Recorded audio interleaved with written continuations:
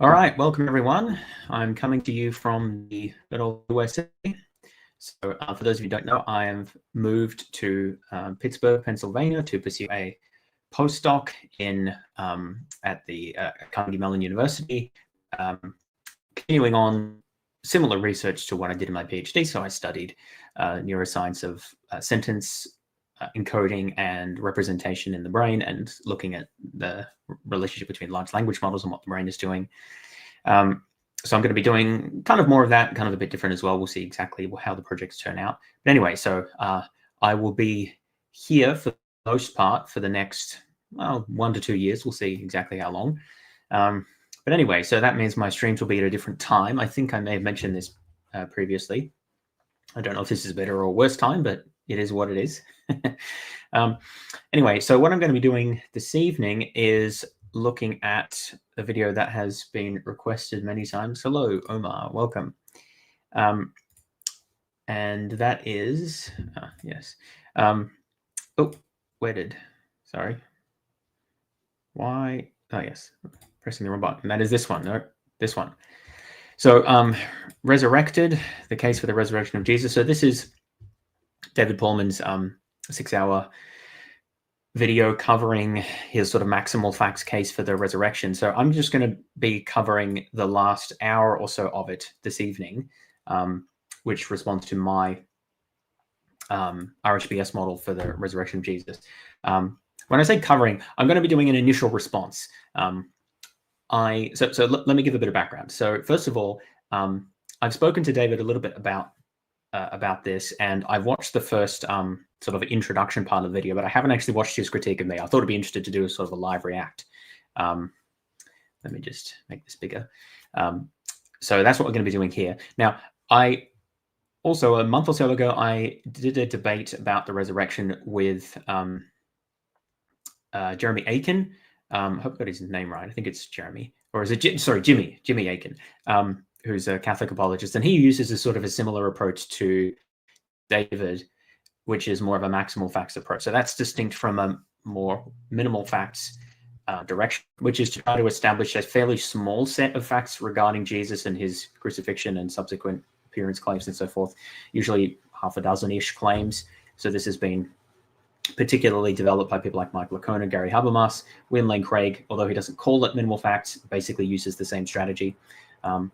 And this is, I think actually it's conceptually a good approach. I think that in practice it doesn't work, and it has actually been critiqued by other apologists, like most notably the McGrews, who critique the minimal facts approach as being too lean a set of facts to establish what you want about Jesus's resurrection. But anyway, so the relevance of that is the RHBS model that I defend in my book, Unreasonable Faith, which it occurs to me I don't have a physical copy of on me, but I'll see if I can grab one. Did I know that Pennsylvania was founded by a Quaker? I did know that, yes, although I don't know a lot of the details. But yes, so whether that's apropos, I don't know. But anyway, so where was I? Yes, so the original RHBS model was specifically developed in response to William Lane Craig and similar presentations of the minimal facts model, minimal facts argument rather, and that means that the presentation I give of it won't be as directly relevant to David Pallman's more maximal facts case. So the maximal facts approaches differ in that they don't restrict themselves to only appealing to a certain fairly limited set of facts that are widely or argued to be widely accepted by many scholars across the spectrum. They appeal to many more facts from the New Testament. And from what I can tell, the way that this usually works is just any old fact that's contained in the or statement in the New Testament that seems convenient will be pulled up and used. There doesn't seem to be a lot of effort to defend why we should believe any particular claim that's being put forward. Now, maybe that's a little bit unfair. David Pallman has made videos defending original authorship of the Gospels, reliability of the Gospels, and also historicity of the martyrdoms of the apostles. I haven't watched any of those. I may get to those, but I'm not going to be getting into the details of that today. The minimal facts isn't designed to sort of deal with that range of facts. So the the RHBS model is not designed on the basis that we're assuming that large range of facts, and so it will need to be modified somewhat in order to fit. So we'll see how David Pallman has considered that in his response to my argument. I don't think that the RHBS needs to be substantively changed, but the presentation needs to differ a bit, and we need to add some more details in and respond to some additional issues. Anyway, so that's the background. Let's make a start then and see what David has to say. So what I'm going to be doing today is providing an initial sort of thoughts reaction. I do intend, on the basis of this and the debate with Jimmy Aiken that I mentioned, which will be coming out, I think, in a month or so. I don't know exactly when. It hasn't been released yet. It will be, but on the basis of these discussions, I've realized the need for a modified version of the RHBS and a bit of an updated formulation to deal with these more maximal facts approaches, which I think can be done fairly readily, but does require a bit of work, which I'll have to find the time for. So pending a more detailed response, this will just be sort of initial reactions and thoughts. All right, so let's get started. Enough babbling. Turn this up. It sounds a bit soft on my end.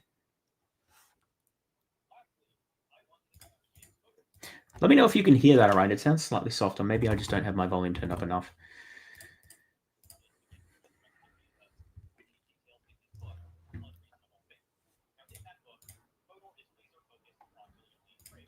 Okay, we're having a problem with the video here. It's not sharing properly.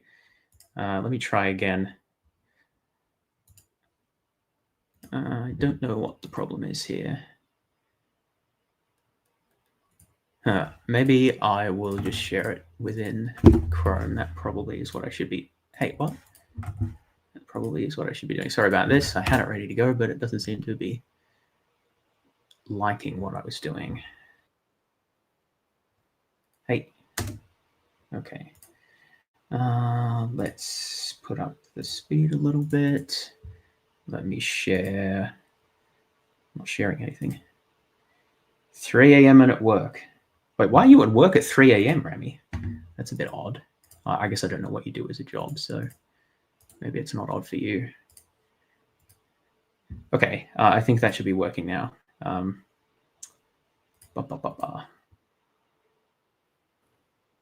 Lastly, I want to discuss James Fodor's case against the resurrection of Jesus, which he details in his book, Unreasonable Faith. Now, in that book, Fodor is laser focused upon William Lane Craig's case for the resurrection of Jesus.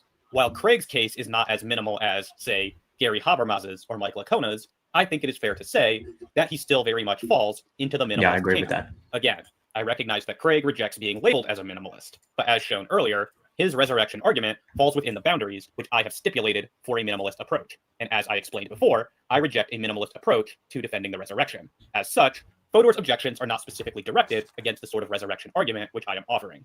With that being said, I still think it will be of value to survey his objections. This is because Fodor's contribution to this debate is somewhat unique, and by showing how the maximalist can overcome Fodor's objections, I will further cement the strength of the maximalist case for the resurrection. William Lane Craig's resurrection argument is based upon 4 allegedly widely accepted historical facts. These are 1, the burial of Jesus, 2, the empty tomb, 3, the post-mortem appearances of Jesus, and 4, the disciples' belief in the resurrection. Craig argues that the resurrection of Jesus is the best explanation of these 4 facts. Fodor's response grants Craig all of these 4 facts, but argues that the resurrection is not the best explanation of them. Yeah, so I'll just pause there. And I think that that's crucial. And that's one of the things that I don't know if anyone else has done something like this. To my knowledge, that's no one has, or at least not to the detail that I have done, which is essentially to grant all of the minimal facts that the apologist presents, and then to devise like a serious explanation. But what I mean by serious is an explanation that a naturalist may actually believe. So there are people who've postulated like aliens, for example, which I still think that it should be taken seriously as a rival to like a divine resurrection. But the point is that people don't really believe that, right? So it's not serious in that sense. But the RHBS is supposed to be a serious model based on hallucinations and cognitive biases, things like that, which tries to develop in some amount of detail what plausibly might have happened. It's not supposed to be novel in the sense of developing anything fundamentally new. It's just supposed to be appealing to existing literature that we know about from historical case studies and cognitive science and science of memory and so forth, to establish some of the mechanisms that can lead to ultimately the disciples' belief in the resurrection of them, and then explaining what they how they came to that. Yeah, so for those who don't know, David Pallman is a YouTube apologist who runs the channel Faith Because of Reason. So I have debated him twice on my channel before. So a few years ago, we did a debate about epistemology, and more recently, well, it was only a couple of months ago, we did a debate about substance dualism. I've also done responses to some of his videos on substance dualism, so you can check those out. So more recently, he has done this video on defending the resurrection. So obviously that's a topic of interest to me. So that's why I'm covering this. And I've had a number of requests to cover this. David's mentioned it to me. Actually, he talked about this like last year, I think, or at least many months ago, about that he was going to do this. So I've been meaning to provide a response. So this is an initial response. There'll be more detail coming later. I think David is one of the better apologists. He is much more careful in general to actually cover scholarship and what other people have said, and not just sort of dismiss other viewpoints without argument, which I do appreciate. I still think he goes wrong in quite a number of areas, but we'll cover that. Anyway, so what I was saying is that the idea of granting all of the minimal facts is so that and then try to putting forth a sort of a serious naturalistic case, or a case that a skeptic, an explanation, or an explanation that the skeptic could grant. It is an attempt to refocus the debate away from areas that I think the Christian holds, or the apologist holds, a natural advantage, which is debating the minutiae or details of what we can infer about the authorship of particular books, or whether or not particular details of the appearances were historical, or what the interpretation of a Greek word was here or there about nature of the appearance, or which passages are reliable and which are not, and all this sort of stuff. I think that in general, those interminable debates will never be resolved, which doesn't mean you can't say anything useful about them. But and that as long as the debate is on those areas, that the apologist has essentially won, and the reason is because they're not defending the most important and the most difficult to defend claim, which is the resurrection. Right? They want to talk about anything but the idea that a man came back from the dead, or that's what they believe, right? Because that is incredibly hard to defend, because that's a ridiculous thing to believe. And so the point of granting the minimal facts is to try to refocus the debate on this core thing, this core issue. Did someone rise from the dead? Do we have good reason to believe that?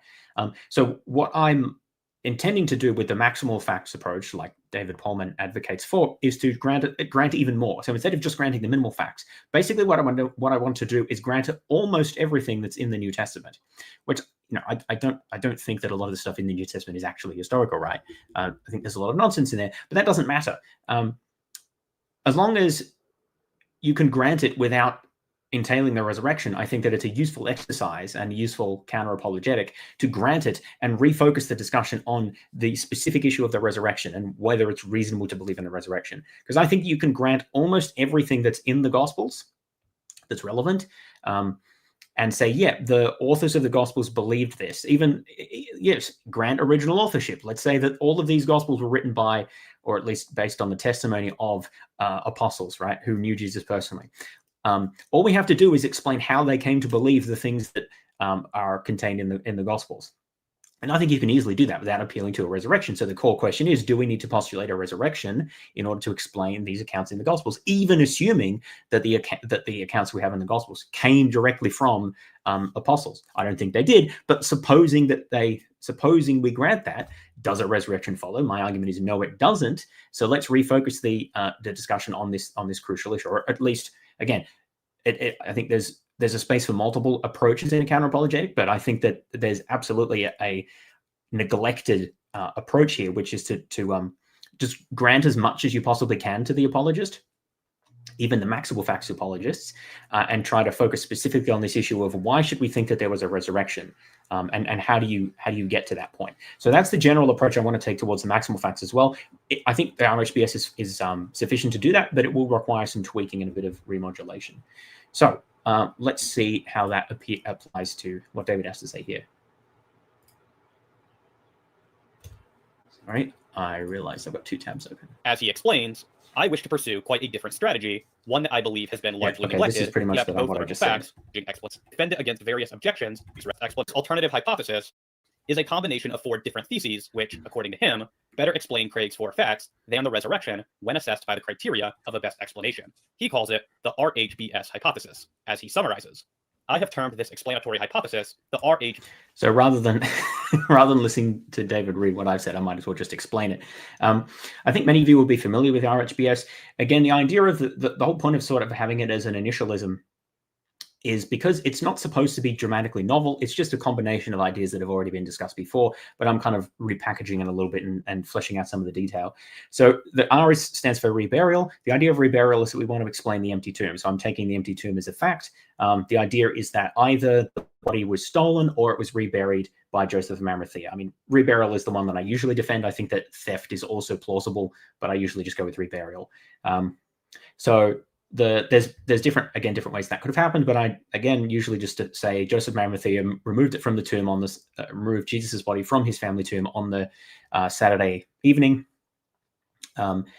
either because he always intended to or because he changed his mind over the course of the Sabbath. We'll get into that in more detail, but the point is that accounts for the empty tomb, and the apostles weren't privy to this, didn't know where it'd been removed to.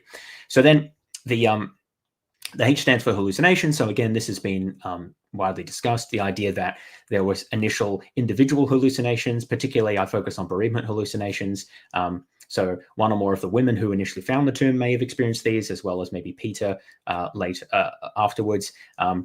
So these were triggered by the context, obviously, of having recently suffered the loss of Jesus and the emotional excitement of the situation. And then in the case of the women, finding the empty tomb could also have elicited that. So that's what the H stands for, individual hallucinations. Let me just skip forward here. And then the next component are group religious experiences. Sort of kind of RHB. Yeah, okay. So this is sort of encapsulated within the H, although technically group religious experiences are not hallucinations, but they're related phenomena. Welcome, Nidhi.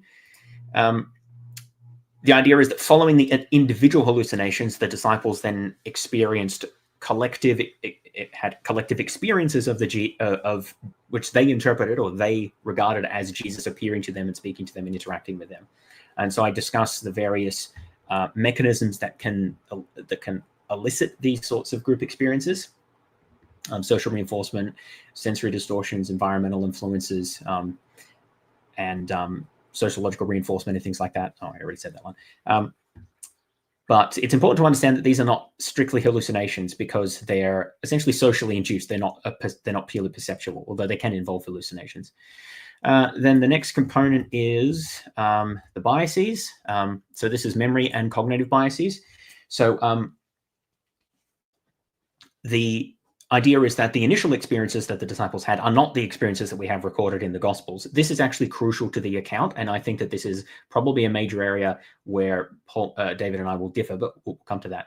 So the idea is that the disciples' later memories of what they experienced were quite different to what they actually initially experienced, and that was in large part due to cognitive biases and memory distortion. So this includes a wide range of things like the reconstructive nature of recall, that we reconstruct and recontextualize things as we remember them, and that shifts memory over time. There's a lot of evidence for memory contamination from one person to another. So if one person experienced something and retells that to another, then they can remember having experienced that themselves. That's an important mechanism by which you make individual memories of a collective experience more uniform with each other, because they're basically sharing details and then contaminating each other's memories.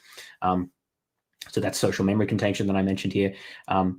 And cognitive dissonance is important as well. So if there is differences between accounts or things that don't seem to make sense, then there's a tendency towards resolving that in a way that is allows the person to maintain their worldview that's sort of conducive to that. So that's an important factor that can lead to sort of motivated thinking, or it's a form of motivated thinking. Confirmation bias is a similar thing as well. So you expect to see something, then you see it more often, whether that's reflecting in memory or in subsequent experience. So if there was an initial experience that the disciples had together, then subsequently they would form an expectation that they'd experience that thing again, and that can lead to a confirmation bias. That confirmation bias can then lead to a sort of self-fulfilling prophecy of further experiences. Selective perception is a similar thing as well, where when in that people attend to specific things and not other things. That again can lead to that's been noted as one of the important mechanisms by which people can essentially construct that contributes to the social construction of like paranormal or supernatural types of experiences, where people pay selective attention to certain details, which they then interpret as having greater significance. And then that leads to, through confirmation bias, it leads to sort of escalation of the imputed significance and unusual nature of the event. And then it's further built up later in memory through the reconstructive recall and cognitive contagion, social contagion. And so these mechanisms are well documented in the psychological literature and cognitive science, and I document them in my book. And I'm arguing here that they can together explain how the experiences go from whatever they were initially, some sort of collective experience that was interpreted as Jesus, to something much more impressive and unified, which it forms the basis for the traditions that we have in the Gospels.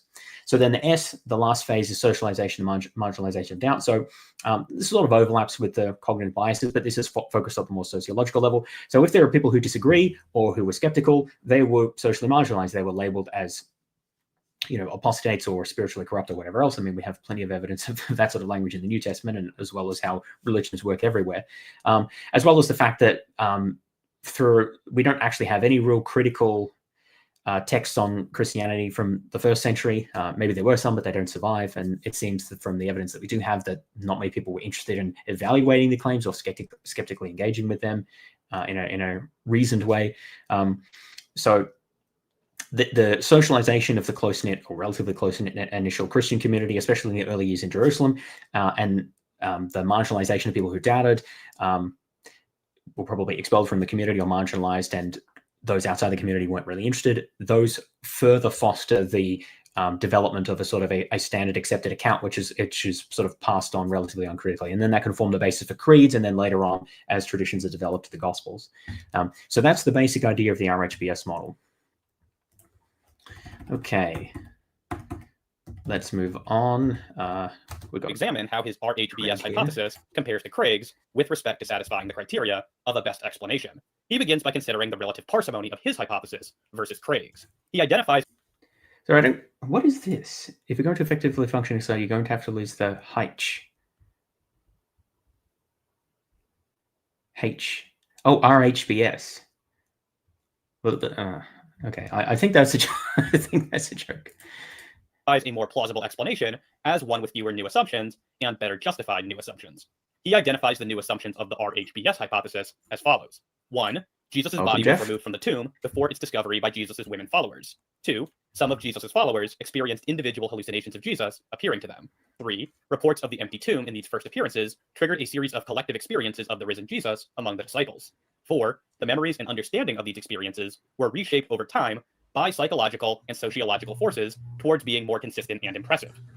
So I just want to comment on this, that strictly speaking, I don't need to actually assume that the reports of the empty tomb triggered reports of the empty tomb in these, I think that should say and these first experiences. I don't know if that's my typo or his. But yeah, it should be empty tomb plus initial individual hallucinations triggered collective experiences. So technically, it's not necessary that, like, it could be one of those things, or it could be the other of those things, or theoretically it could happen independently, although the idea is that it's most likely that both contributed. But that's a minor point. The point of these assumptions here is that these are what I need to assume occurred in order to for the explanation to account for the facts, right?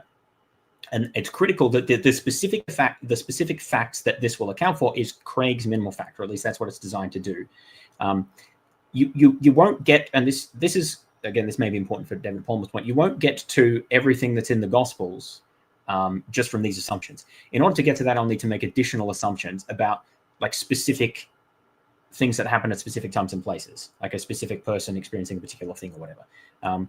So if I wanted to account for how the road to Emmaus account got in there, I need to make some sort of additional assumption. We'll get back to this point later, I think.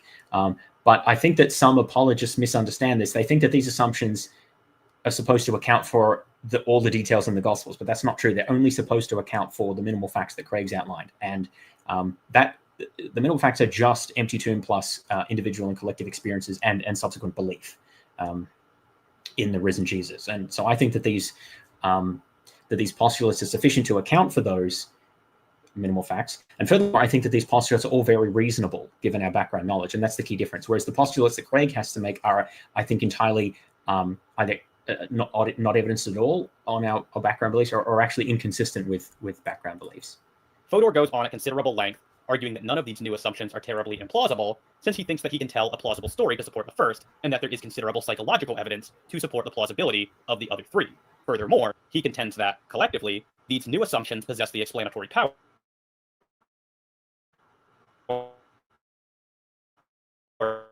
to adequately account. As he can crawl, therefore, I conclude that each of the... I think I've just said that. So assumptions which it includes and offend the paucity of the resurrection hypothesis, as Craig defends it. He concludes that the new assumptions which it includes, namely that God exists, that God would want to raise Jesus from the dead, and that Jesus would want to be seen after his resurrection, are not independently plausible. Fodor is willing to grant that the resurrection hypothesis has strong explanatory power with respect to most of the facts, although he does quibble with its ability to explain the fourth. That is about as brief a summary of Fodor's case as I can give. The fourth. I've forgotten what the fourth was, but never mind. Without glossing over essential details. And I actually think that it's a reasonably good response to Craig's resurrection argument and to minimalist arguments more generally. The key problem with minimalist arguments, which Fodor effectively leverages, is that they do not make any reference to the details of the resurrection appearances in the Gospels. Without those details, it's impossible to make a determination with respect to the question of whether or not the disciples were rational in their belief in the resurrection of Jesus. One can argue all they like for the mere fact that the disciples genuinely believed in the resurrection, but if they did not believe it for good reasons, then this fact is not significant. The whole idea behind an argument based on historical testimony is that the justification which people in the past had for their beliefs is, to some extent, supposed to be able to be transmitted to us in the present. And the justification which those people had was the details of their own experiences. Therefore, our being able to access some of the details of those experiences is absolutely essential to our being able to have justified beliefs about the past. This is an important point here, which I think is going to be an aspect where David and I differ. I'm not sure how crucial it will be, but he said, and it's sort of evident from the text here, that the eyewitnesses obtain justification. He says here they obtain justification from experiencing the event, which I actually agree with. But the way that he phrased it verbally, which I think is closer to what he actually believes, is that the eyewitnesses obtain justification from the details of what they experience. This relates to his view of, like, strong view about epistemic internalism, or I should say internalism is why can't I speak this evening? Internalism of epistemic justification, which is one thing that we discussed in our first debate. So I would say that that people don't get justification in a belief just because of the details of people aren't justified in believing that a perception is veridical just because of the details of that perception, that there's other background facts that are important as well. That may become important later. But what I would suggest here is that it is true that in order for the belief of people in the past, the fact that they believed in something, in order for that to be epistemically relevant to us in assessing whether the thing actually occurred, whether the event took place, we need to have some reason for thinking that their beliefs were justified or based on good evidence, right? So I agree with that. And so then the question is going to come down to, because both David and I accept, at least for the sake of argument, that the disciples believed that Jesus had risen from the dead and that he appeared to them in certain ways and blah, blah, blah. Since we both agree that they sincerely believed it, the question is going to be, what was their basis for believing that? And should their basis for believing it thereby be evidentiary for us now? And my argument is going to be no, and his argument is going to be yes. So that I think is going to be crucial. Of those experiences is absolutely essential to our being able to have justified beliefs about the past. But Craig's four facts, which make up the premises of his resurrection argument, make no use of the details within the resurrection accounts. Craig attempts to argue for the resurrection just from the fact that the disciples saw Jesus in some sense, and then came to believe that he was resurrected.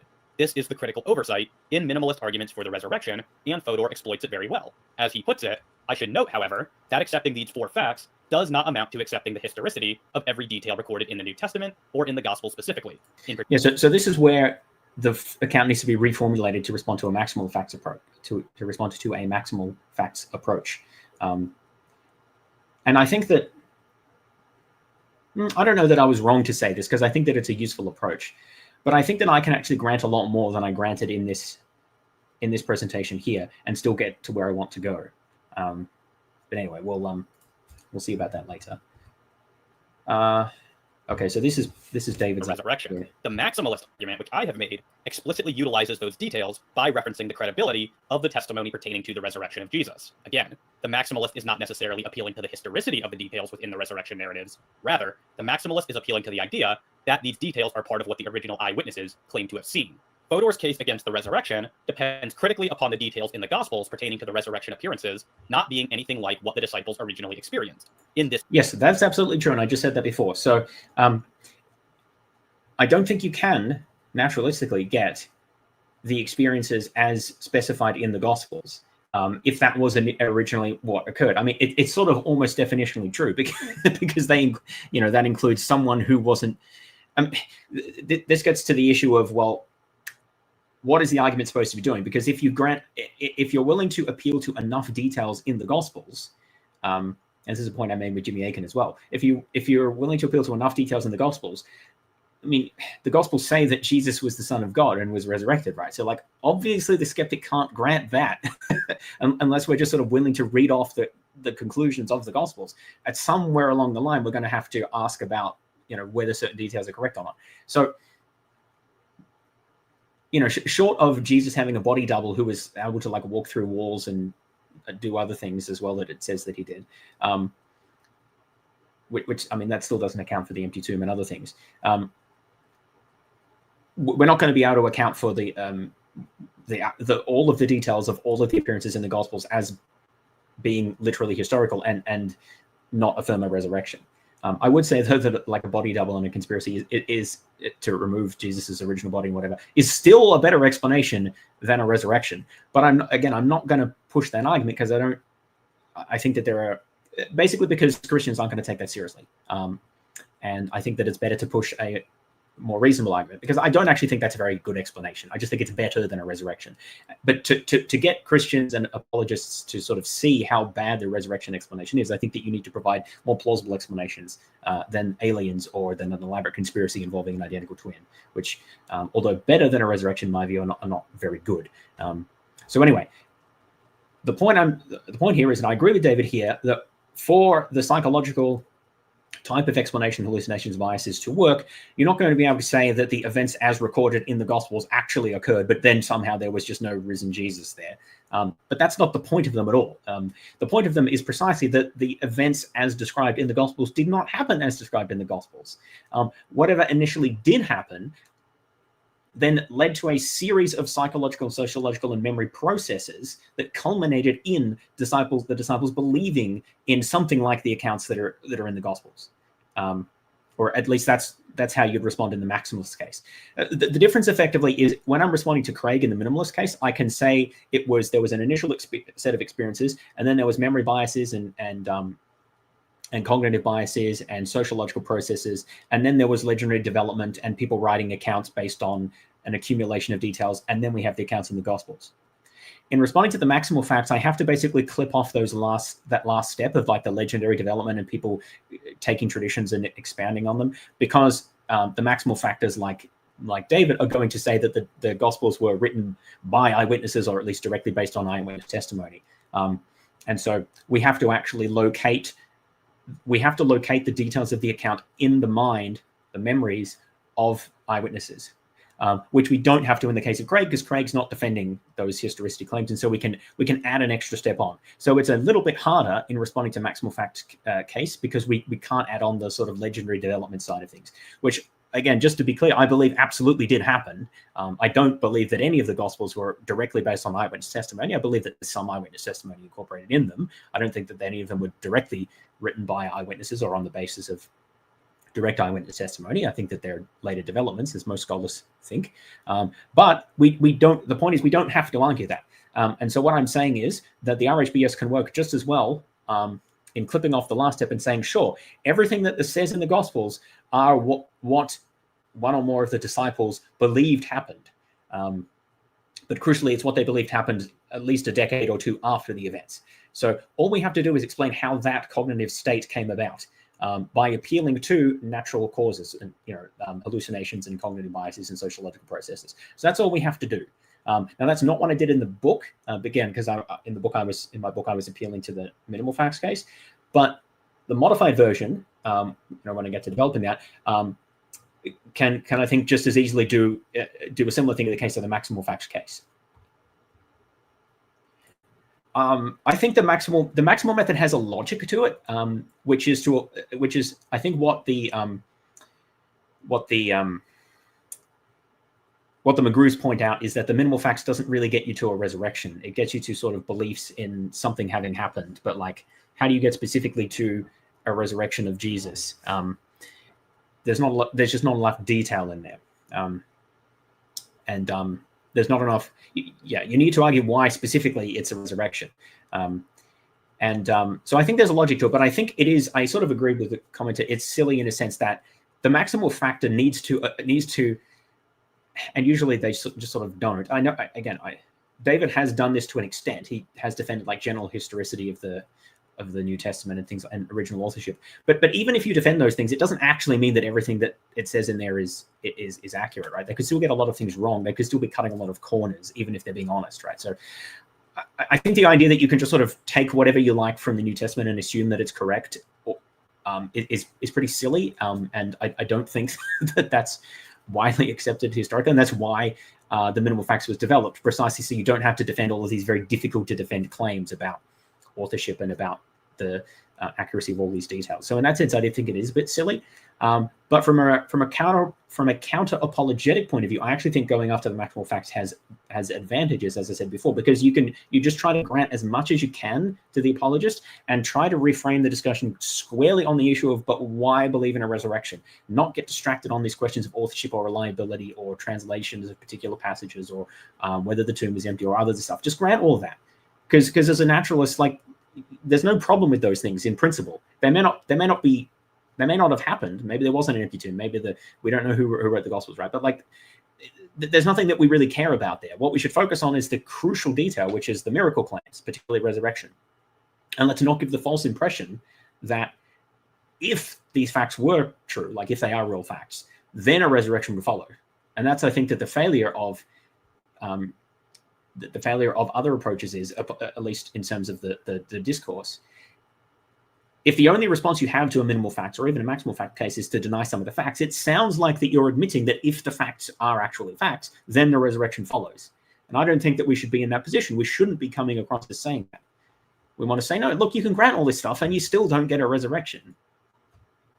Anyway, let's keep going. This way, Fodor drives a wedge between the disciples' belief in the resurrection and the rationality of that belief. The failure of minimalist arguments is that they allow skeptics like Fodor to make this move. The maximalist case, however, is equipped with the resources necessary to block this move. My argument for the resurrection takes for granted something which I extensively defended in a prior video, namely the traditional authorship of the four Gospels. In order to get to the conclusion that narratives in the Gospels are nothing like what the disciples originally experienced, one might think that Fodor would have to deny the traditional authorship of the Gospels.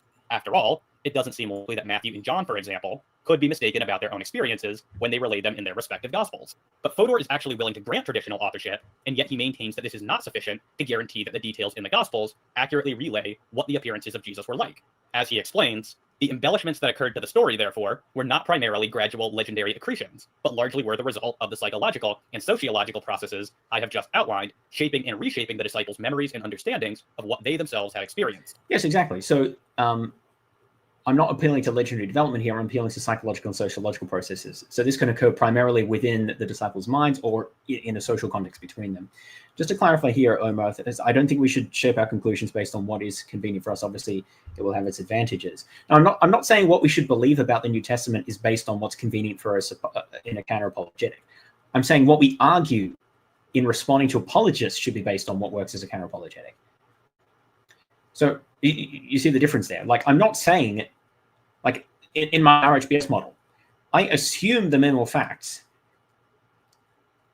as a way to mount a criticism of William Lane Craig's argument for the resurrection. I don't defend any of the minimal facts, and I don't say that anyone should believe any of them. I mean, I think some of them are more plausible than others, but that's not really the point. For the maximal facts, I'm certainly not going to say that you should believe all the maximal facts, like original authorship and all these other things, all the details of the accounts. You shouldn't. I don't think those things are true. But if we're interested in responding to apologetic arguments, we need to think about the most effective ways of doing this. And I think that an underappreciated approach is to grant all those things for the sake of argument, not to think that they are true, but to grant them for the sake of argument and focus the debate on the issue of why it's the resurrection that's the best explanation of those.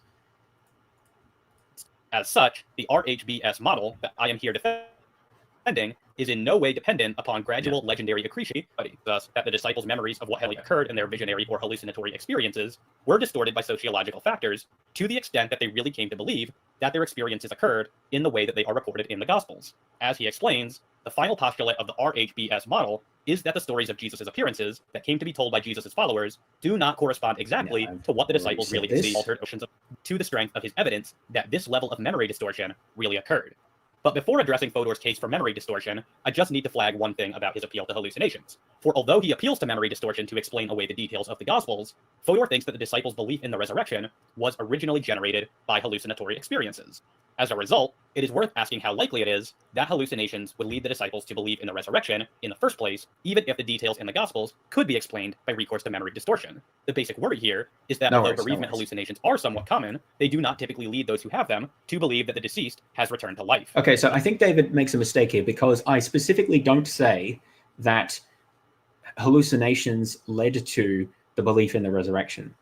I specifically say it was hallucinations plus the empty tomb, and then the disciples reflecting on these facts, that led to the belief in that Jesus had been resurrected. And that distinction might not seem critical, but that's precisely what William Lane Craig and other minimal factors think that led the disciples to belief in the resurrection. It's the empty tomb, which shows that it's a bodily appearance of some sort, or at least encourages them to think in those lines, plus the appearances that lead them to that conclusion. Now, there's more to say on that, but this is important. I don't specifically I don't only rely on the hallucinations. It's appearances plus the empty tomb, which is one of the reasons why I'm actually very happy to grant the empty tomb, because I think it actually helps in this sense the skeptic's case. Of course, if the empty tomb, it sort of works either way, right? If you think the empty tomb was historical, then it provides a very natural explanation for why resurrection was appealed to understand what had happened to the disciples, which is a point that the apologists often like to bring up. Well, why didn't they just say that Jesus had returned to the right hand of Abraham or whatever, on the right hand of God in heaven? Why use the language of resurrection specifically? Well, the argument is because of the empty tomb, and that's led them to think of it in terms of a physical revivification of some type. On the other hand, if the empty tomb isn't historical, well, then the resurrection fails anyway, right? So I think it actually kind of works for the skeptic either way. You've just got to think about how to run the argument, depending on what fact you're going to grant in a given case. So the point is, I'm not wedded to the empty tomb. I just think that if the empty tomb is historical, then it naturally fits into an explanation for this issue of why resurrection specifically. More commonly, they are just interpreted as communications from the deceased from beyond the grave. As David Gregg observes, Fodor then turns to bereavement hallucinations, which are more relevant to the question of Jesus' resurrection. One crucial question that Fodor does not consider is, if hallucinations are common, why are such experiences not regularly understood as resurrections? Fodor then cites studies on individuals involved in new religious movements, indicating that such people are more prone to fantasize. While I can agree with Fodor that hallucinations are relatively commonplace realities, they are consistently interpreted by reasonable people to be, at most, communications of comfort about the departed from beyond the grave. Which is to say, even if the disciples had experienced hallucinations, it is improbable, given their first century memory schematics of the afterlife, that they would have remembered this as a resurrection. Instead, it is more probable that the disciples would have interpreted this as evidence that Jesus was dead and destined to arise at the end of the age or assumed into heaven. If bereavement hallucinations are not a good explanation for the destined to arise... I should comment on this. So David Gregg has written an article-length response to my chapter on the resurrection, which I'm grateful for. He's actually sent that to me. I've written a response in turn. And I'm looking to publish that, but I'm going to wait until he's published his. You can see it says unpublished paper here, so you won't be able to read it yet. But when it is released, you got to have a read of that, and then I'll publish my response somewhere. I also want to get another version of the Minimal Facts kind of version of the RHBS published. But this all takes work, and I've got a lot of things going on. But anyway, the point is, so I'm aware of Greg's response here. I haven't discussed it on the channel before, but it's good to see that David's appealing to that. Now, actually, before I respond to what, actually, this is confusing. We've got two Davids here. Before I respond to this comment, let's hear what David Pallman has to say about it. At the end of the age or assumed into heaven. If bereavement hallucinations are not a good explanation for the disciples' belief in the resurrection in the first place, then Fodor's hypothesis has plausibility difficulties right from the start, even aside from the viability of his claims about the likelihood of memory distortion. But let us put this point aside. Even granting Fodor that bereavement hallucinations could account for the disciples' initial... Okay, so I think the response here is fairly straightforward, right? It's true that the vast majority, bereavement hallucinations are quite common. However, in the vast majority of cases, people do not go on to believe that their relative is still alive. They think that they are dead, but are just experiencing them in some way. There's obviously differences in exactly what people believe. There are cases that I document in my book where people do believe that their relative is still alive, so it's not unheard of. And I want to emphasize this point. If I can find even one other case in which something like this has happened before, it's already more plausible than resurrections, because there's no established prior cases of that, especially like resurrections of that vindicate the sort of divine status of a being. So the whole point of Jesus is his resurrection is supposed to be, like crucifixion and resurrection, is supposed to be unique, a unique historical event which provides evidence in favor of his divinity, right, and his special status. So because it's supposed to be unique, anything that's happened more than one time is better evidence than it. And this is very similar to David Hume's argument, right? That, look, we have if you think of a miracle as some sort of violation of laws of nature is what normally happens. We're always going to have better evidence for what normally happens than the exception. That's his essential point. Now, people have picked at this in various ways, and part of it's the way that Hume articulates the point, I think, could be improved. But the basic idea is, how are you going to get better evidence for the exception than the regularity? You need to establish something about, like, when does the exception happen? So, maybe the regularity happens in most cases, but then in the one particular case, we can explain why it goes differently. But the point is, in order to do that, you need to explain why this case is special and why it's reasonable that it goes differently here than everywhere else, right?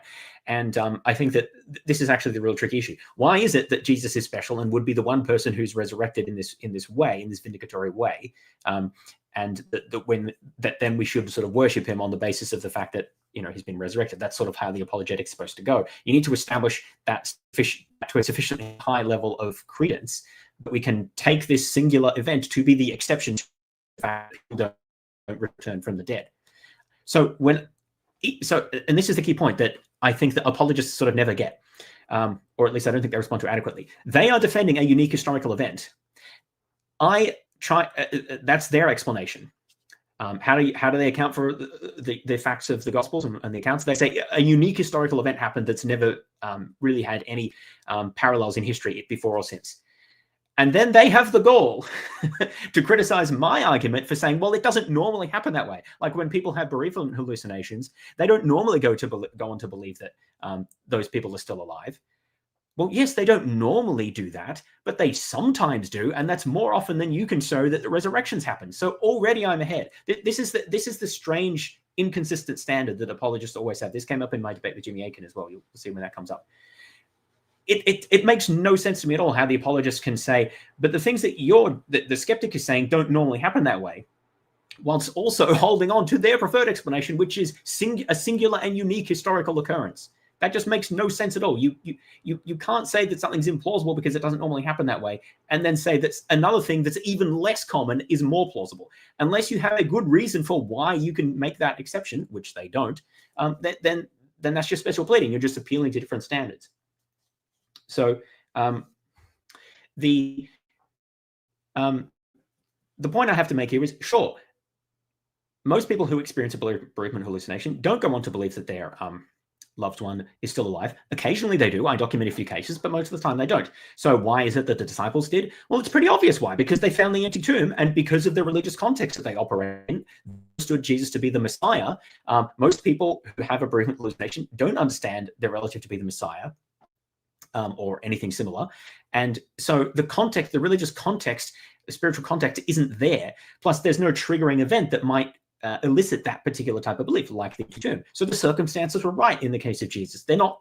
It's very rare that the combination of circumstances would lead to that. So you see, I can explain why it was like an exception, why normally this doesn't happen. It's because the circumstances were right. But those circumstances can be understood in natural terms, right? There was this factor of the tomb being empty, the women finding it, reporting it, the belief in the Messiah, that then triggered this expectation that there might be hallucination, and bereavement hallucinations are common anyway. So that then leads to bereavement hallucinations. We've got all these factors that are ready to contribute to belief in the resurrection. So we can account for, so there's no real mystery here about why in this particular case the bereavement hallucinations led to a belief in the resurrection. And whereas in most cases they're not, because we all agreed that the circumstances were different. It's not like I'm saying that the circumstances were different just ad hoc. We know that they were different because that's the whole setup of the situation. Because again, David and I both accept the empty tomb. That's part of what we're trying to account for here. We both agree that the disciples believed that Jesus was the Messiah, that there was a very unique context there that's not operative in most bereavement hallucination contexts. So I'm not postulating anything ad hoc in saying that the situations were different there. We do have other cases, like Mendel Schneerson, for example, the Jewish rabbi figure who died in the 90s. He has a following. There are people who've claimed that he has resurrected from the dead and has appeared to them. There are other cases as well of people who've religious figures who people have claimed to see or experience in some way after they've died. So we see this happening in other religious cases as well. It doesn't normally happen in non-religious cases, though even there are some documented cases. So there's no mystery here. Bereavement hallucinations can lead to belief that someone is still alive or has returned from the death in the right circumstances. Those circumstances aren't usually present, but when they are, such as they were evidently in the case of the circumstances surrounding Jesus's death, then they can lead to belief in the person is still alive. And in that particular case, they lead to belief in resurrection because of the Jewish context. No mystery here. Initial belief in the resurrection, I argue that memory distortion is not a good explanation for how those hallucinatory experiences got transmuted into the reports we find in the Gospels. Now, a preliminary point to make in response to any objection to the historicity of the details within the Gospels on the basis of potential distortions of memory is that one must always be very careful about arguing against the reliability of memory. For one thing, it becomes far too easy to reject almost any historical event one likes on the basis of the possibility of memory distortion. As Angus Menuge puts it, if the possibility of unreliable memory is a reason to reject the reliably preserved, multiply attested reports of eyewitnesses to the resurrection, that would mean that we ought to reject vast amounts of history. Even more serious. I can't understand how apologists don't see the problem with this argument. Does anyone else see the problem with this argument? All we have to do is go back to Hume. Hume put it very clearly, and I don't understand why people don't get this point. The exact same issue came up in the debate with Jimmy Akin as well. I really wish that had, I could wait longer, but I wanted to get this out. Look, if multiple eyewitnesses tell you something happened, in general, you should think that happened. Maybe they were lying. Well, let's say you rule out that you think it's unlikely that they were lying. Again, you think that multiple eyewitnesses sincerely tell you that something happened. In general, I'm happy to say that thing happened. Unless the thing that they're claiming we know is impossible. Or at least we have a vast array of evidence and knowledge about how the world works to indicate that thing is just not a thing that's very likely to happen. So if someone tells you that they had a coffee last night and then they couldn't get to sleep, you should believe that. There's no reason to not believe that, in general circumstances, right? Unless you have additional evidence. If someone told you that they were abducted by aliens last night, probably not going to believe that, right? Like it's so obvious as to what the explanation is. I don't get how apologists don't see this. Of course, most of history relies on eyewitness testimony to some extent. And of course, we're not going to want to reject all of that, but we don't have to. All we have to do is assess how plausible is the claim that's being made by these eyewitnesses on the basis of other things that we know. If it's consistent with other things that we know, then we're more likely to believe it. If it's wildly inconsistent with other things that we know, then we're more likely to reject it and reach for an alternate explanation. Maybe they were biased. Maybe they had hallucinations. Maybe their memories were distorted. Like this is so simple. And this has nothing to do, by the way, with whether it's like a miracle or not, or whether you believe in miracles. The whole point of a miracle is that it's not how things normally go. So you're going to need better evidence than you normally would to establish that it happened. Whenever this is what historians do. They look at historical documents and they assess the plausibility of all the claims made on the basis of other facts that we know from other documentary sources, from archaeological evidence, inscriptions, from linguistic evidence, anthropological evidence. And so on and so forth. You build together a picture of history, and historians all the time reject vast amounts of what are claimed to be history. There are all sorts of claims that are made by Roman and Greek sources, which we don't trust or don't necessarily believe in. We don't attribute it all necessarily to hallucinations, because there's many reasons why people can say things that aren't true. It's because they're biased, or it's because they're trying to make a political point, or it's because it's part of the genre that they sort of extrapolate a bit and put words in people's mouths, like invent speeches and things like this. Like, there's all sorts of reasons, but memory distortion can absolutely be one of them. And so you want to question that. I just don't see the issue here at all. Yeah, of course, if an ordinary claim is made, I'm more likely to believe that than if an extraordinary claim is made. There's just no problem here. And there's no sort of, the idea here is that there's some sort of slippery slope argument, that if you start rejecting historical claims on the basis of memory distortions and hallucinations, then eventually you're just going to have to reject everything. Nonsense. You assess every claim on the basis of its plausibility, given other facts that we know and given other evidences that we have. And that's exactly what the critic and the skeptic is doing in the case of the resurrection. There's no special pleading or no extra harsh standards at all. Or seriously, arguments against the reliability of memory are prone to having much more wide-ranging skeptical consequences than is typically appreciated. Furthermore, such arguments are prone to being self-defeating. The reason for this is quite simply that the vast majority of our knowledge is based at some level on memory. This is obviously true when it comes to our historical beliefs, but it is also true of our scientific beliefs, which depend on the trustworthiness of the memories of the scientists who perform the experiments which justify scientific beliefs. It is even true of our everyday beliefs, for we rely upon memory to justifiably believe that we did perform such and such an action last week. Yep. Yeah, and when the scientists in '89 or whenever it was announced that they had discovered cold fusion, people didn't believe them because that's so wildly implausible on the basis of scientific evidence and understanding of the world that we had. It's not 100% impossible, and so other labs tried to, was it Pons and Fleischmann, or maybe I got the name wrong, but the point is, when scientists make bold claims, often they are not believed, and they have to provide very strong evidence to demonstrate that those claims are acceptable, and often it has to be replicated elsewhere. There's no double standards here. This is exactly how inference works in history and in science and even in the legal system, right? Somehow the apologists don't get it. They think, oh, if you reject some eyewitness testimony, you have to reject everything, and then you have nothing. No, you assess it on its plausibility with respect to other knowledge that we know, other things that we know. There's just no issue here. Yesterday, or even 5 minutes ago. In fact, any belief about some event which we are not directly perceiving in the present will depend. Yes, thank you for. This is absolutely true. The problem with David's evidence standard is if you just believe anything that eyewitnesses tell you, then you're going to believe all sorts of weird and wonderful and silly things, right? So obviously we know you can't just believe everything that eyewitnesses say, because people have all sorts of silly beliefs that aren't in accord with the evidence. Actually, a really good one is that many people believe that alternative medicines work. Homeopathy is a really good example. If you believe, this is not exactly eyewitness testimony. I mean, it's close. It's like personal experience. There are so many testimonials that homeopathy is effective for like pretty much any condition that you can imagine, even though we know about as well as you can know anything that homeopathy does not work and cannot work for anything. So what does that tell you? Does it tell you that all these people are lying? Well, no, for the most part.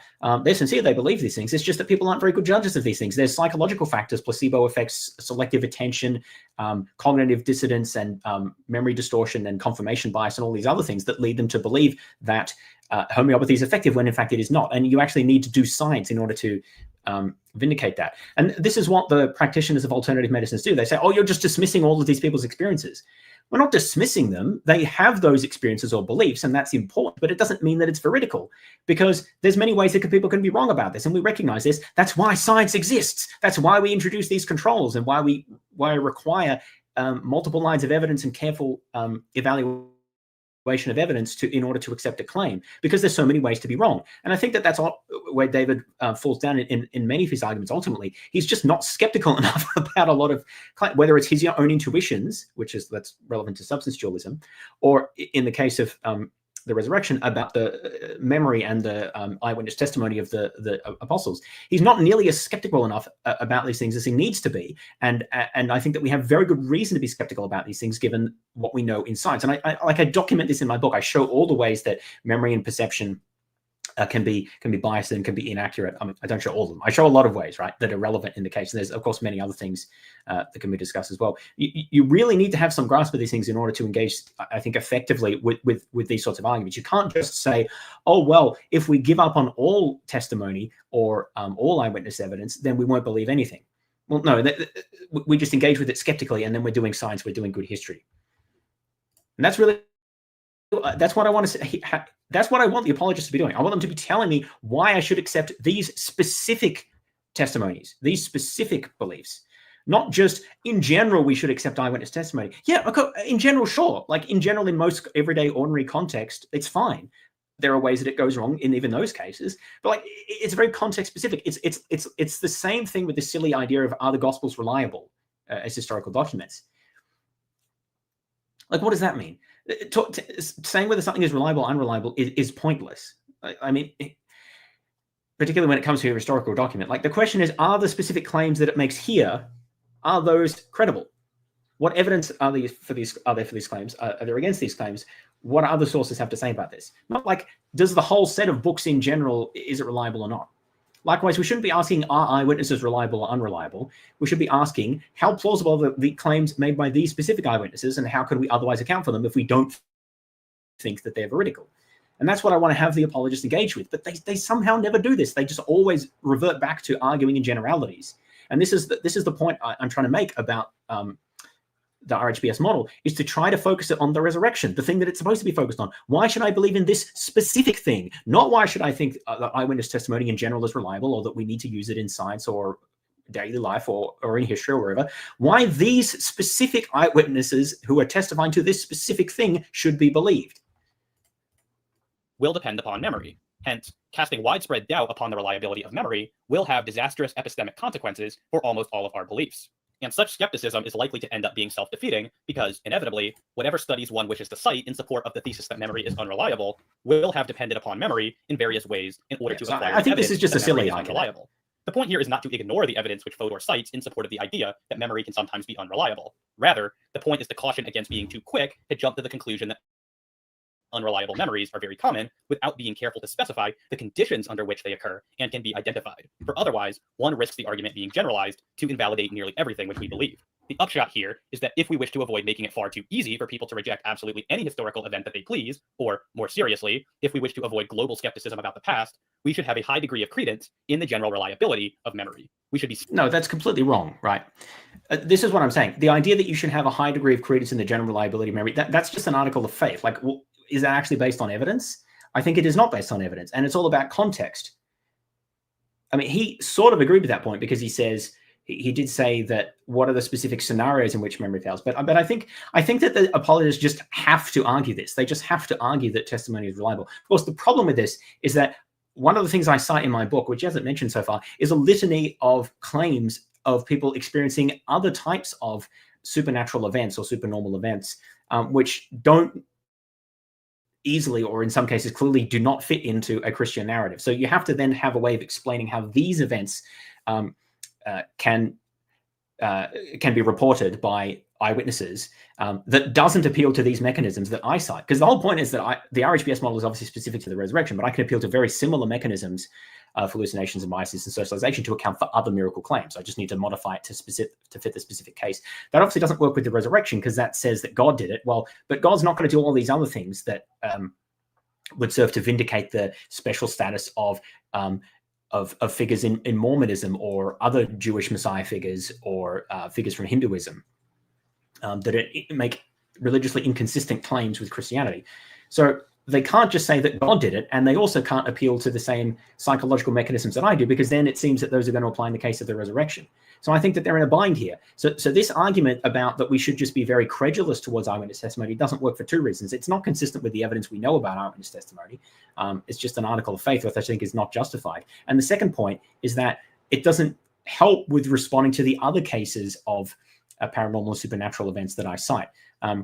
And so I think the apologist here really needs to clarify exactly how the case they're putting forward with respect to the resurrection fits with both the scientific evidence about memory and cognition, and also with the set of claims that exist in other religious traditions. I think it's very difficult for them to simultaneously say that we can account for all of those other types of claims in a way that vindicates Christian theological claims, and at the same time get the resurrection argument that they want. I think that that's an extremely tight road to walk, which I haven't seen successfully done, in my opinion.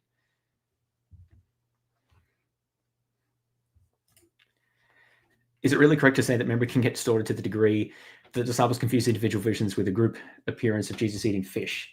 I don't know if that's a joke or not, because I think this is somehow a point that apologists make as if it's establishing something profound.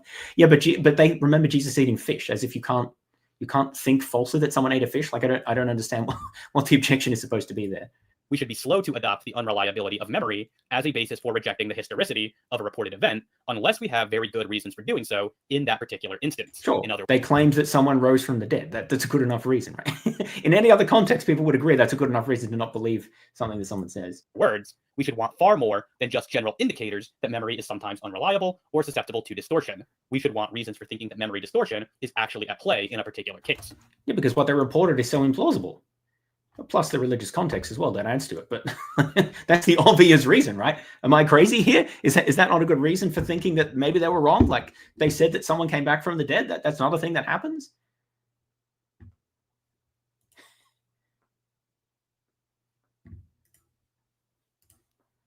Okay, so apparently that was a serious question. So I'm not sure even what the question is supposed to be. So of course it is. Why can't you come to think that someone saw that someone ate a fish when they didn't really eat a fish? I don't know why people find that convincing. Like if you could clarify why that's like interesting, because I'm not trying to pick on you here, because apologists mention this quite regularly. They point to this idea that Jesus ate a fish as if it's somehow evidence for something. I've never really, I don't get that. What is that supposed to be? Why is that harder for someone to come to believe? They don't even need to hallucinate that directly. They come to believe at some point that they saw someone eat a fish when in fact they never saw anyone eating a fish. What is the difficulty here for the skeptic? I don't see it. With all that being said, what are we to make of the evidence Fodor cites in support of the thesis that false memories can occur rather easily? Fodor gives us 5 examples, which are supposed to render credible the thesis that what we have in the Gospels are sincere but misremembered recollections of hallucinations. I should highlight from the start that none of his examples of memory distortion or of false memories are particularly similar to what he is proposing. That is to say, none of them involve memory distortion of hallucinations at all. Indeed, it's somewhat difficult to assess the relevance of any of Fodor's examples, since Fodor leaves it quite vague to what extent he believes that the content within the Gospels results from hallucinations, and to what extent it involves memory distortion. As David Gregg points out, while there is some good humility in Fodor stating that the details of precisely what occurred can never be known, and that his model does not pretend to explain exactly how these collective experiences occurred, this is also a weakness of his view, as it is too broad to move from mere possibility to plausibility. Most of all, as explained above, it would be inconsistent with the disciples' worldview and expectations to conclude that Jesus had risen, as the historical texts record. Consequently, Fodor's view lacks explanatory power. Thanks, Julian. Glad you could make it.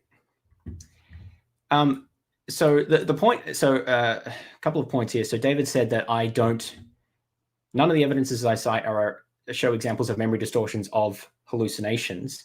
Now that's an interesting point. I don't know if there's actually been studies of that. That's obviously something that's quite difficult to study, because first you'd have to establish that something was a hallucination, and then you would have to measure memories of it over time. You notice the inconsistent. Well, maybe it's a little bit early to establish that. The inconsistent skepticism here.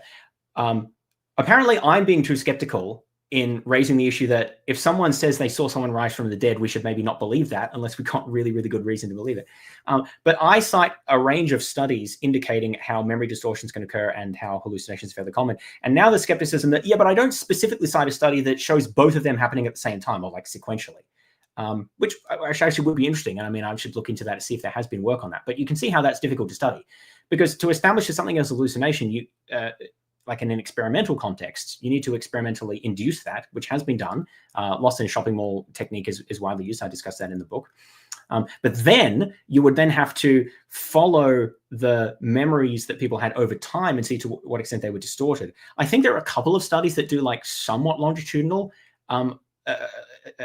coverage of how people's memories change over time. I don't remember the details off the top of my head. That's something I'll need to look into further. So I don't know that if I do cite it, I don't make a big point of it in the book. So maybe it's something I should discuss more. So that is absolutely fair in the sense that, it's an interesting detail. However, it's not reasonable to say that we must have that evidence in order to infer that it's reasonable that it can happen. I mean, we know both processes occur. All I'm saying is that they need to occur sequentially. Why should we be hyper-skeptical of that claim, but not skeptical of the idea that someone rose from the dead? You see, there seems to be a bit of an inconsistency here, at least prima facie. Like, why is he so skeptical about the idea that you can have memory distortion on top of hallucinations. What's the implausibility there? We know both of those things happen. So why can't they occur sequential? Like, surely they would, right? We don't know of any factors that would prevent that. Oh, cheers. Sorry. Cheers. I'll have to check out your debate as well.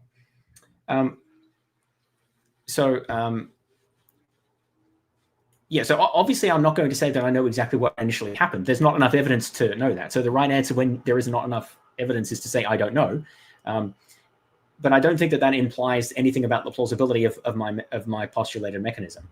So I just don't think David has really raised a strong objection here in saying that I haven't shown that that hallucinations and memory distortions both occur like to the same people in the same context. Why do I need to cite specific evidence of that?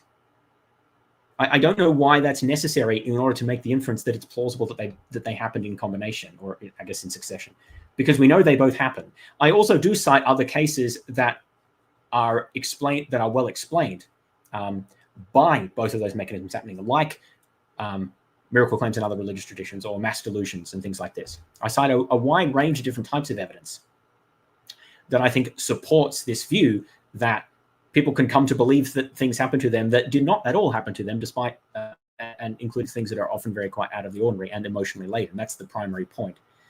So I don't know. I'm just not really seeing David's objection here. It seems to be inconsistent skepticism. It's like, well, if you haven't shown specifically the exact process, then we shouldn't believe it. Well, really? Like, why is that the standard? The standard should be, what is the more plausible explanation? Guy came back from the dead because of a miracle, or these processes operating in the way that we generally think that they do, even if we can't specify exactly how. I don't understand why this is, again, in order for this to be an argument for the resurrection, it needs to ultimately come down to, does this reduce the plausibility of my proposed explanation to below the plausibility of the resurrection? And unless that's actually addressed, it seems more like a nitpick than anything else.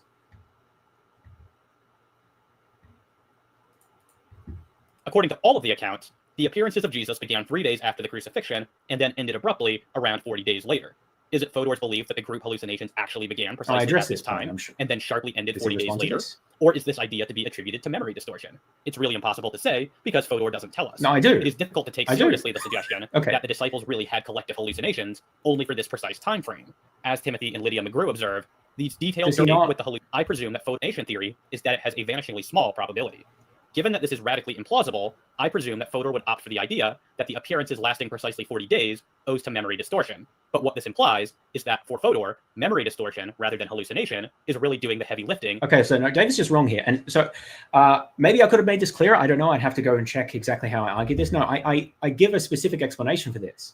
Also, wasn't it 50 days until Pentecost? Well, it doesn't matter. The point is, I explain this very clearly.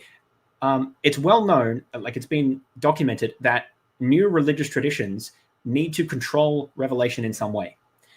Because new religious traditions that are based on revelation, which many are, need to control revelation, because otherwise they lose control of the tradition. Because everyone, well, not everyone, but lots of people come up and say, oh, this was revealed to me, or I had this experience, right?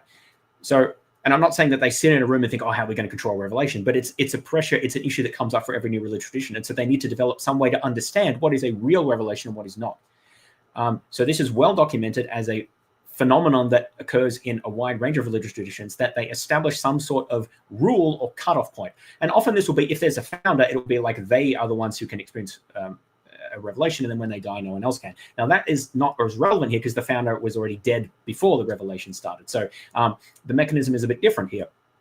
The mechanism, I argue, and this explains why we see this resurrection appearances up to Pentecost and then not afterwards, is this was a way of differentiating the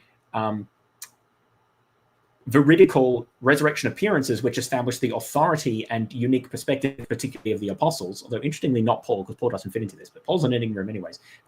It is not well explained by the resurrection hypothesis either. But aside from Paul, this establishes the unique authority, particularly of the 12 apostles, in saying, look, this period of time, this was resurrection appearances. Anything that happened after that was some kind of visionary experience. Now, I can't pretend to say exactly when that understanding came. Did it happen at the time of Pentecost, or was that an understanding that was developed later? I would suggest it was probably developed later, but who knows? Maybe there was a particularly unique experience that happened at the time of Pentecost. I'm confused now, because I thought it was at the time of Pentecost, which was, maybe it was 40 days and I'm getting muddled. But anyway, when the resurrection appearances stopped, that maybe there was a particular experiences which convinced the disciples at that time, this is it, and anything afterwards is going to be something a bit different. Or maybe that was an understanding they developed later. There's not enough evidence to say. But the point is, we can make good sense of why that happened. It's actually what we'd expect to happen, because it's what happens in other religious movements, that there is a mechanism by which the early leaders of the community demarcate either genuine from non-genuine revelation, or in this case, it's more of a higher level of revelation, because there were obviously appearances of Jesus afterwards, but they weren't resurrection appearances. They weren't bodily appearances in the same way. Note, again, there's a double standard here, because the apologist somehow doesn't need to explain why the resurrection appearances stopped at this time, even though it's not at all clear why they should. Why wouldn't Jesus just stay on earth and just keep showing himself to people for 2,000 years? Wouldn't that be better evidence and vindication of his divine status? So they don't have an explanation for why the appearances stopped. I think the skeptic can actually offer a better explanation, because that's actually kind of what you'd expect in a new religious movement. There's not the exact amount of time, obviously, but the idea that there'll be a mechanism put in place, or an idea developed, that explains why that type of revelation stopped, that was at a particularly important type, and later revelations were in a different status. That's an attempt to control the tradition, essentially.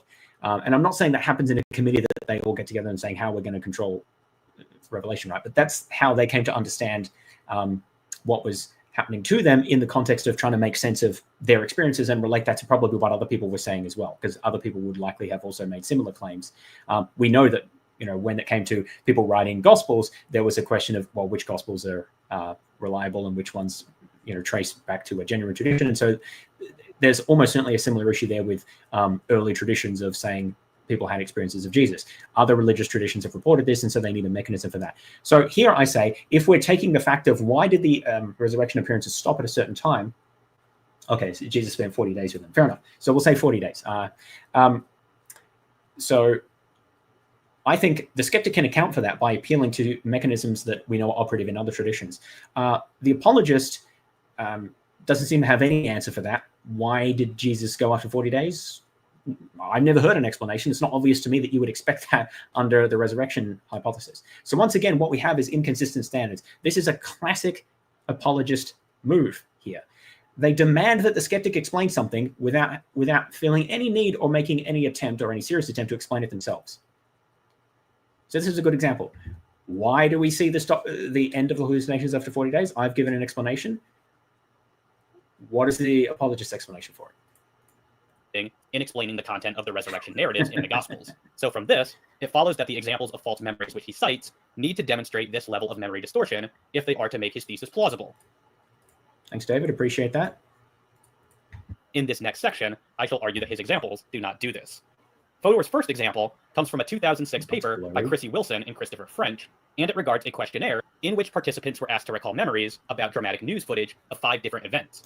4 of the events were actually documented with video footage, whereas one of them, the bombing of a nightclub in Bali, was not. And yet 36% of participants reported false memories about seeing footage of this bombing. While this example does demonstrate the fairly uncontroversial thesis that humans sometimes form false memories, it's not clear why it does much of anything to support Fodor's thesis that the resurrection appearances of Jesus, as described in the Gospels, can be understood as distorted memories. In the first place, it's relatively easy to see why participants might claim to remember footage of the Bali bombing. It was suggested by the questionnaire itself. For all we know, the participants were genuinely remembering footage of a bombing on TV, and they simply carelessly connected it to the Bali bombing when this was suggested by the questionnaire. Furthermore, there had actually been bombings in Bali just 4 years earlier, which were probably doing some work in generating false memories. Given that participants were being... Yeah, David, this is called memory contamination. It's one of the major mechanisms that I talk about in my chapter as what likely happened. So one person says that they saw Jesus, and other people, maybe even in a different context, other disciples later on come to believe that they saw Jesus. They incorporate that detail into their own memories. So like, obviously, it's obvious what the suggestion is, right? As soon as anyone raises the issue of seeing Jesus, or Jesus potentially still being alive or returning in some capacity, could even start with the empty tomb, right? Or subsequent bereavement hallucinations, then that suggestion is there. And then that triggers a belief, which later on develops into a memory. This is what I say happened, right? And I cite this study as evidence that it can happen. I'm not saying this study proves that. This is one of many studies that I cite, but it's part of it's a piece of the picture, right? So how can David say that this doesn't support my case? I'm saying that Jesus' disciples, remember, there's a bereavement hallucination triggered by the context, the sadness. We know bereavement hallucination is fairly common. Maybe also empty tomb fits into this. Then other disciples hear about this, and so now they're primed. Maybe I'll experience something as well. And so that can trigger a group, a collective experience, but it can also trigger a memory that you actually saw something that you didn't. What's my evidence for that? This study, right? Like, is David paying attention? Like, I mean, that's a bit rude, but like, I think that's fairly clear as to what I'm saying here.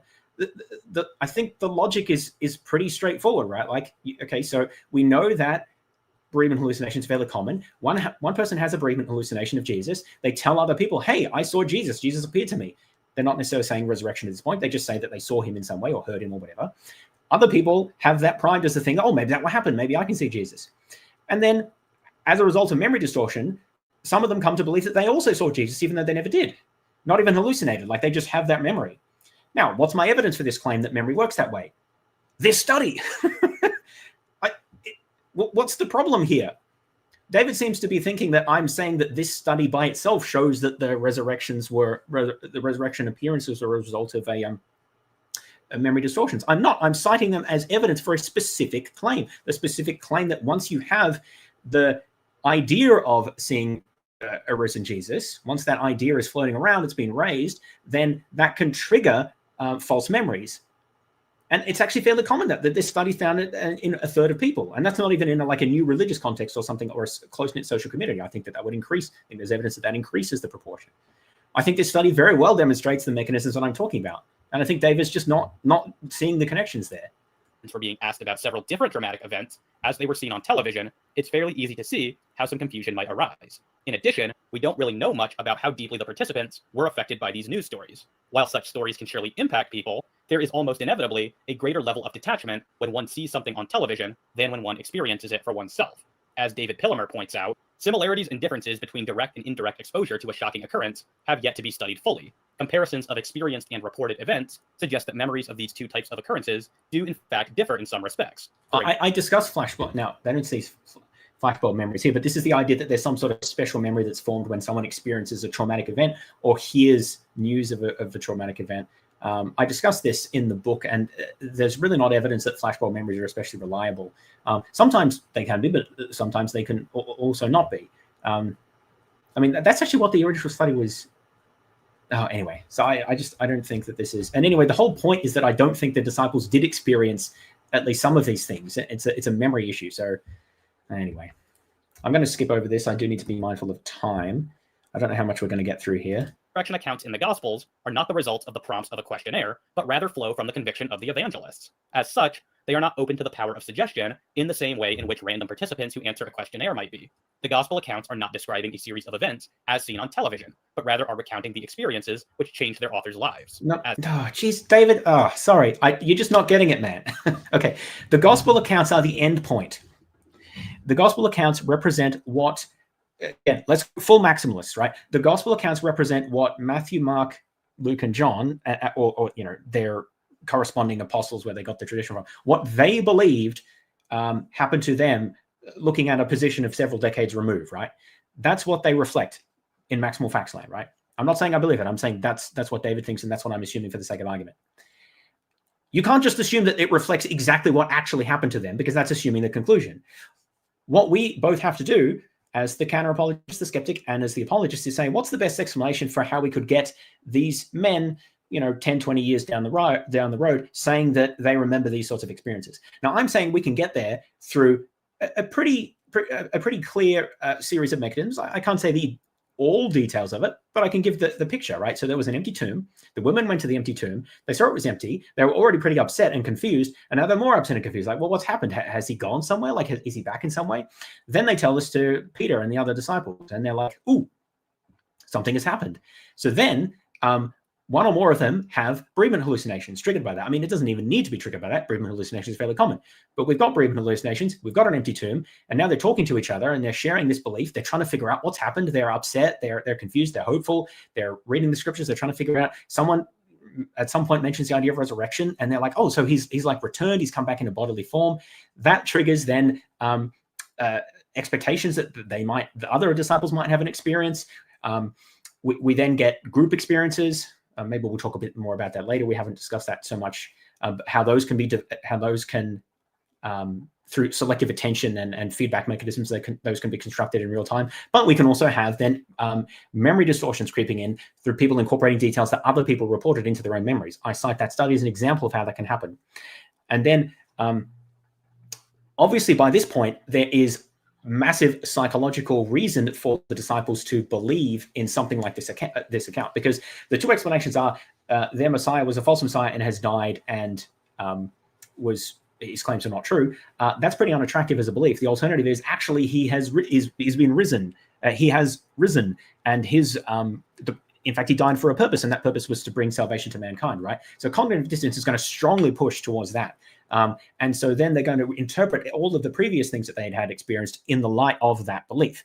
And then that's going to develop over days, months, years of teaching this to others and recounting it many, many times. And then you have the issues of reconstructive memory. Certain details will be exacerbated or exaggerated.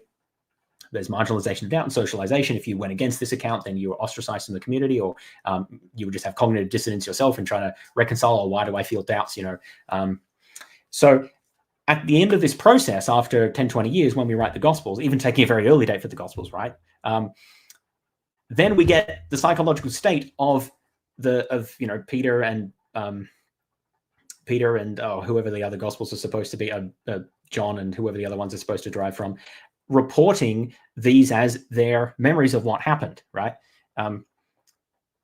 We don't have to skip from, we don't have to assume that what they say happened literally is what happened to them. That's one possible explanation, but that requires us to make this big leap, well, actually several assumptions about someone returning from the dead and, why God would want to do this. Alternatively, we can invoke these fairly mundane mechanisms that I demonstrate happen.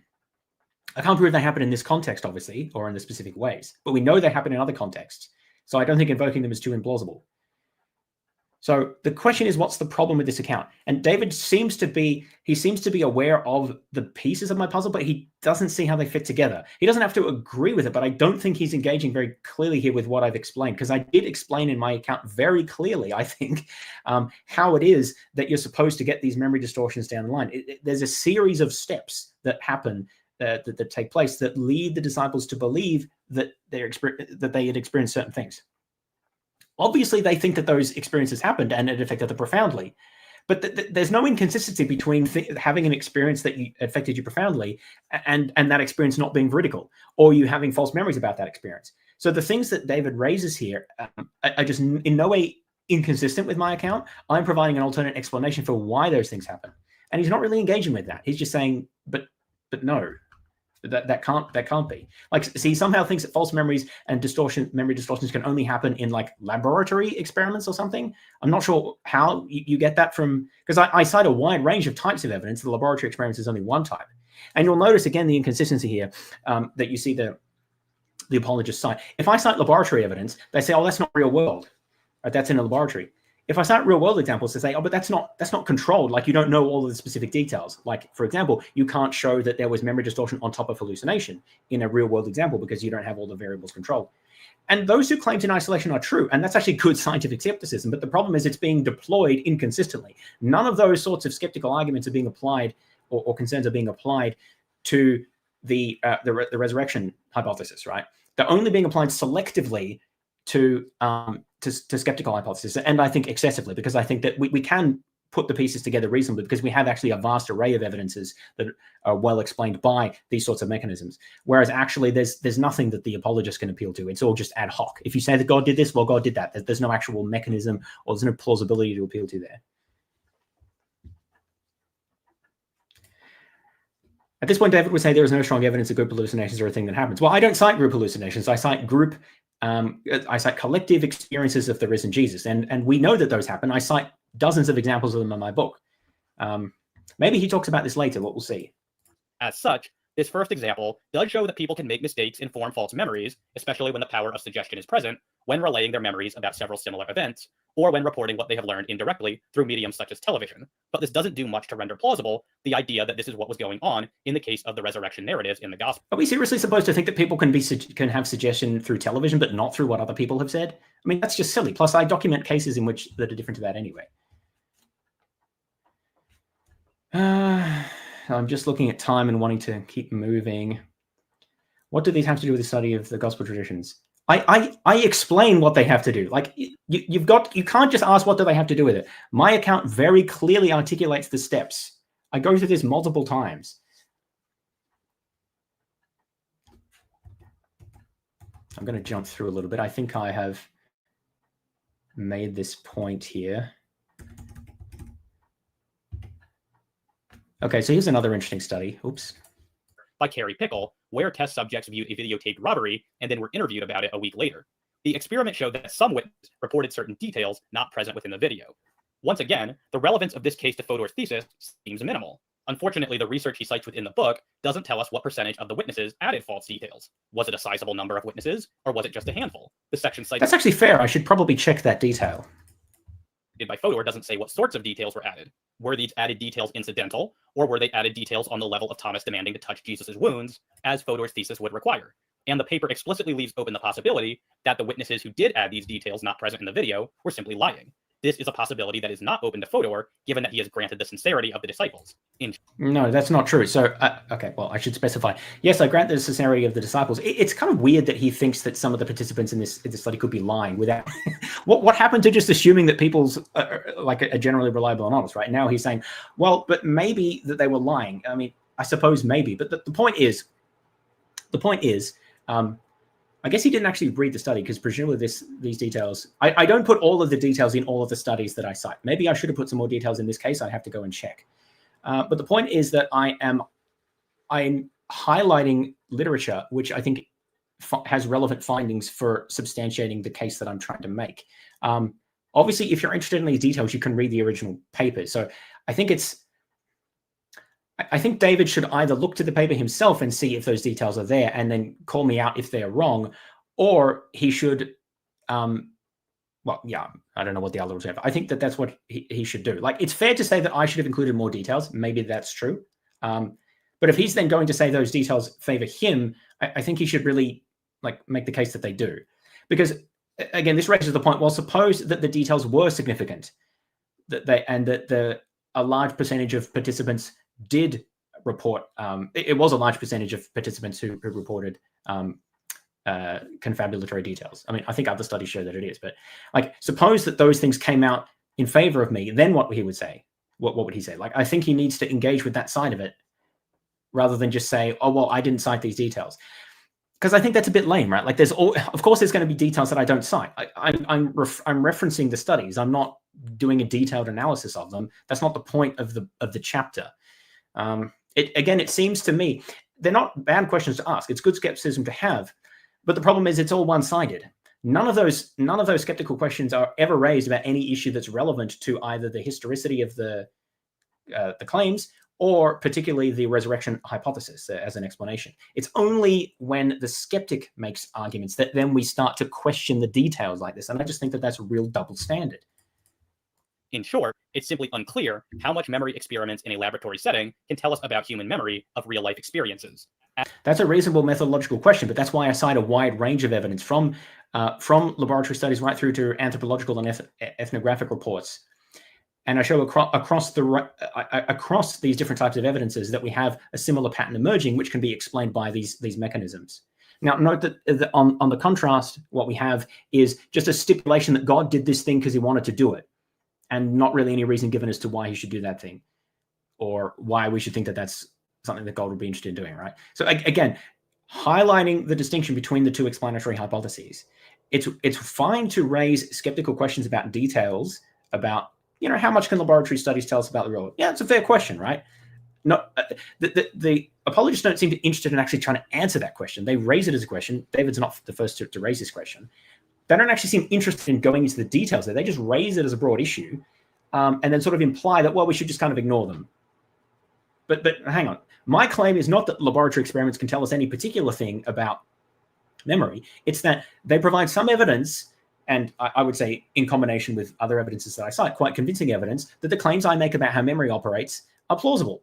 And that's all I need for my argument. I don't actually have to make any very specific claims about methodology or about memory or about anything. I need to establish their plausibility relative to the alternative explanation, because that's all I'm trying to do. I'm trying to establish my explanation is better than the other one. And that seems to always be lost in the source about nitpicking methodological details. Again, I'm happy for a good nitpick. That's a fine discussion to have, but we shouldn't lose sight of what the actual issue at stake is here. The issue at stake is how plausible are the hallucination and memory mechanisms that I cite. I argue that we have ample evidence that they are very plausibly operated in this context, origination of the disciples' belief. That's what I need for my argument to go forward. The apologist needs to show that their explanation, God raised Jesus from the dead, is more plausible than these alternate mechanisms. Just saying that, well, there's some problems with the evidence that you cite, or it doesn't show everything, or, well, how can you infer, real world from laboratory? Those don't really get to this core issue. As Andrew Loke and Nick Meter observe, many of the studies cited in favor of a skeptical view are conducted in the laboratory. For example, the simple idea that memory decays with time is sometimes put forward without acknowledgement that most studies involve meaningless experimental materials and that there are numerous counterexamples. Distortion and deterioration begins within a very short time after the event. Yet in memory of real-world events of greater importance to individuals, initial decay in the total amount recalled typically plateaus, resulting in stable and largely accurate long-term recall of the remainder. Similarly, laboratory experiments designed to manipulate memory or implant false memories may be misleading. The fact that memory can be manipulated in the laboratory is important, but does not by itself allow of any conclusion about how reliable memory is under normal real-life circumstances. I agree with this, but highlighting the line here, by itself. I don't cite it by itself. I cite it in a broader context. Note the double standards here. We're being quite skeptical here about the ability of laboratory experiments to tell us about how human cognition works. But notice that David before was perfectly happy to just say, without really any evidence at all, that human perception and memory is generally reliable. And that so if people tell us that someone raised from the dead, we should probably believe them, unless we have good reason not to. Note how ridiculous this skeptical standard is. On the one hand, we should be pretty skeptical about these laboratory experiments, right? I mean, how well can we generalize for them? This is called ecological validity, by the way. It's not like it's a novel concept. Exactly what proportion of experimental participants reported this and so on and so forth? Not unreasonable questions. But then on the other side, oh, well, you can't question eyewitness testimony. Like, because it have to throw out all of science and history. And if people tell us that a guy rose from the dead 2,000 years ago, well, come on, you should just generally believe them unless there's good reason not to. How ridiculous. You should be skeptical of all of these claims. You should assess the specific claim on the basis of the evidence presented and in the context of other things that we know. It's not just these laboratory experiments by themselves. It's a wide range of these sorts of experiments in combination with a wide range of other types of evidence that I cite in my book. And many more besides. What do the apologists have? They don't have anything. They don't have laboratory studies. They don't have anthropological studies. They don't have like cross-sectional studies. They don't have studies of the incidence of bereavement hallucinations. They don't have studies of basic mechanistic accounts of memory. They don't have anything. It's all just, oh, God did it.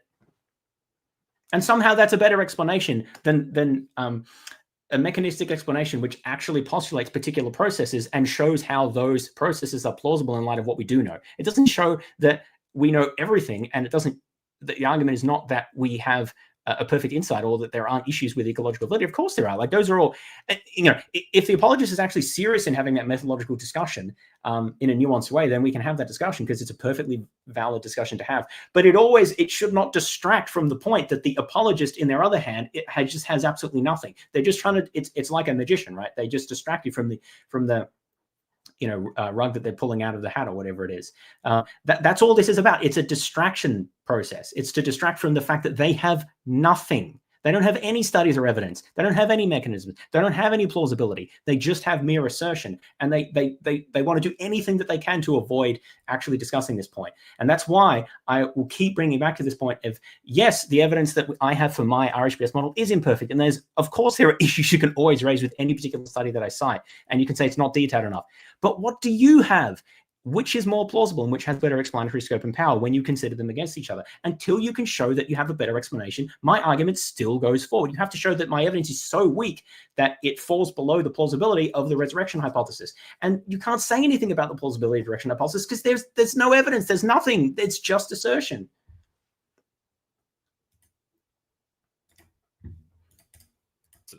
And in any case, recent studies have shown that the way in which participants in these sorts of experiments are asked questions affects the perceived accuracy of their answers. This is what I'm trying to say here, right? The evidence that I present is so much better than anything the apologists give about divine psychology and how they know the details in the Gospels are true. It's just trust me, bro. Like, that's their case, is trust me, bro, essentially. My case relies on flawed science because all science is flawed, right?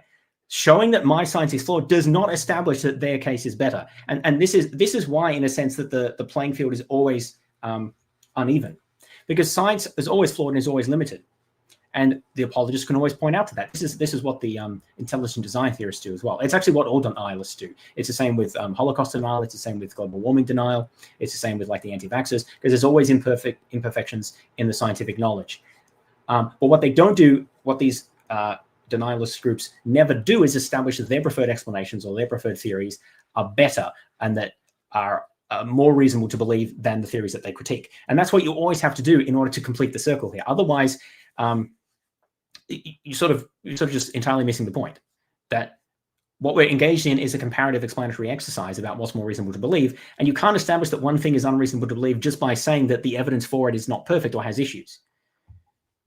And I'll stand by my evidence, right? Again, I'll talk through these details and I'll discuss that, but only if we don't lose sight of what the purpose of this is, which is establishing the relative plausibility. Where there is greater opportunity for participants to clarify and add nuance, the level of accuracy increases, casting doubt on the significance of these findings. As John Wicks and his co-authors explain, laboratory studies typically have participants view a mock crime, after which different interviewing strategies are compared, e.g., the cognitive interview versus a standard police interview protocol. Although most studies are concerned with the ability of a structured interview, such as the cognitive interview, to elicit more information than alternative techniques, many studies also report the accuracy of the obtained information. In an early meta-analysis of the literature, it was determined that the cognitive interview elicited significantly more information than alternative interviews. More importantly, for our present purposes, they also found that accuracy was as high or slightly higher in the cognitive interviews than in the comparison interviews. Comparable accuracy scores were recently reported by Rivard, Fisher, Robertson, and Hearn Mueller in a more realistic study. Critically, of the recalled information that could be corroborated, the accuracy rates were 88% correct and 87% correct for the cognitive interview and a standard interview protocol, respectively. Accuracy rates that fall in the range of 85% to 90% correct indicate that eyewitness recall for details is not perfect, but such results are hard to reconcile with the prevailing notion that eyewitness memory is simply unreliable. So, I mean, this is another sort of pointless discussion, is like whether eyewitness testimony is reliable or unreliable. I think that this just doesn't even have an answer, because you need to give more detail on it. But again, notice here that well, first of all, this study is not directed against anything specifically that I'm citing. Well, I mean, maybe he's talking about the type of literature. Maybe it's sort of relevant, but maybe I should say another factor. Oh, no, okay, he's just moving to another point. Okay, so I was just going to see if he was going to contextualize why he cited that, because it's sort of not entirely obvious why he's citing it, because that is it's not obvious that that's in reference to anything specifically that I studied, that I cited. I guess I did cite one or two studies that follow that paradigm, but then let's put that to the side. The point is, let's suppose that only 10% of details that people recall in some sort of mock crime setting, in a laboratory setting, are incorrect, right? So they get 90% right and 10% wrong. Now, does that support me, or does that support the RHBS, or does that support the resurrection hypothesis? Well, I think it supports my argument, right? I mean, obviously it's one little fact in isolation, but the point is, my claim is that the disciples, there was some initial hallucinations, and then on the basis that led to expectation, which led to collective experiences of the risen Jesus, which then were subject to memory distortion, right? So what these studies show is that at least 10% of the time, in that specific paradigm, obviously, people can get it wrong. So that supports my claim that there can be memory distortion, right? Maybe you say, yeah, but only 10% of the time. Okay, so let's say it's 10% of the time. Well, then it could have occurred in that 10% of the time. What's the apologist saying? They're saying it's a unique historical event. So how can they say that my 10% is too low to take seriously, whereas theirs is 1 in ever?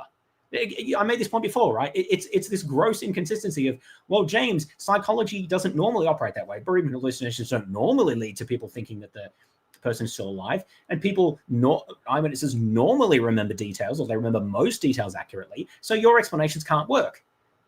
Absolutely not true. They can work even if those things, if those claims are accurate, right? If normally things don't work that way, as long as it's plausible that they did in this, that they operated differently in this instance. So what's the alternative? The alternative is that there's a one-off event that has no real explanation and is just asserted to be the case, which is by definition a unique historical event that nothing else ever operates that way, or something that doesn't normally operate that way, but we show does sometimes operate that way. Like, clearly that's the better explanation, right? Like, I mean, obviously that 10% is just for sake of argument, right? Because I'm not saying that laboratory setup directly represents the situation for Jesus' followers. New religious movements, I think, are a much better model, and I cite many examples of that. The laboratory studies that are supplement. I think that David's entirely missing the point here, that I cite many different types of evidence in defense of specific claims, not just to jump to the end of, oh, well, in this, in a false memory paradigm, people 10% of the time or 20% of the time or whatever it is report incorrect details. So therefore the disciples' memories were distorted. That isn't what I say, and that's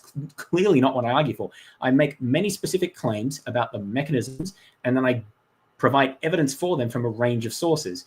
David is misconstruing the role that studies like that have in my overall range of evidence. But the point is, even if I agree that most of the processes that I cite don't normally go the way that they did, all I have to do is explain why they went that way in the specific context. And I can easily do that by citing the circumstances of that context that everyone agrees are different, like that it's the context of having just experienced that loss of Jesus and then trying to make sense of it, and the excitement of a new religious context, and trying to figure that into your worldview, and the cognitive dissonance and all the other things that are operative that explain why it's different there.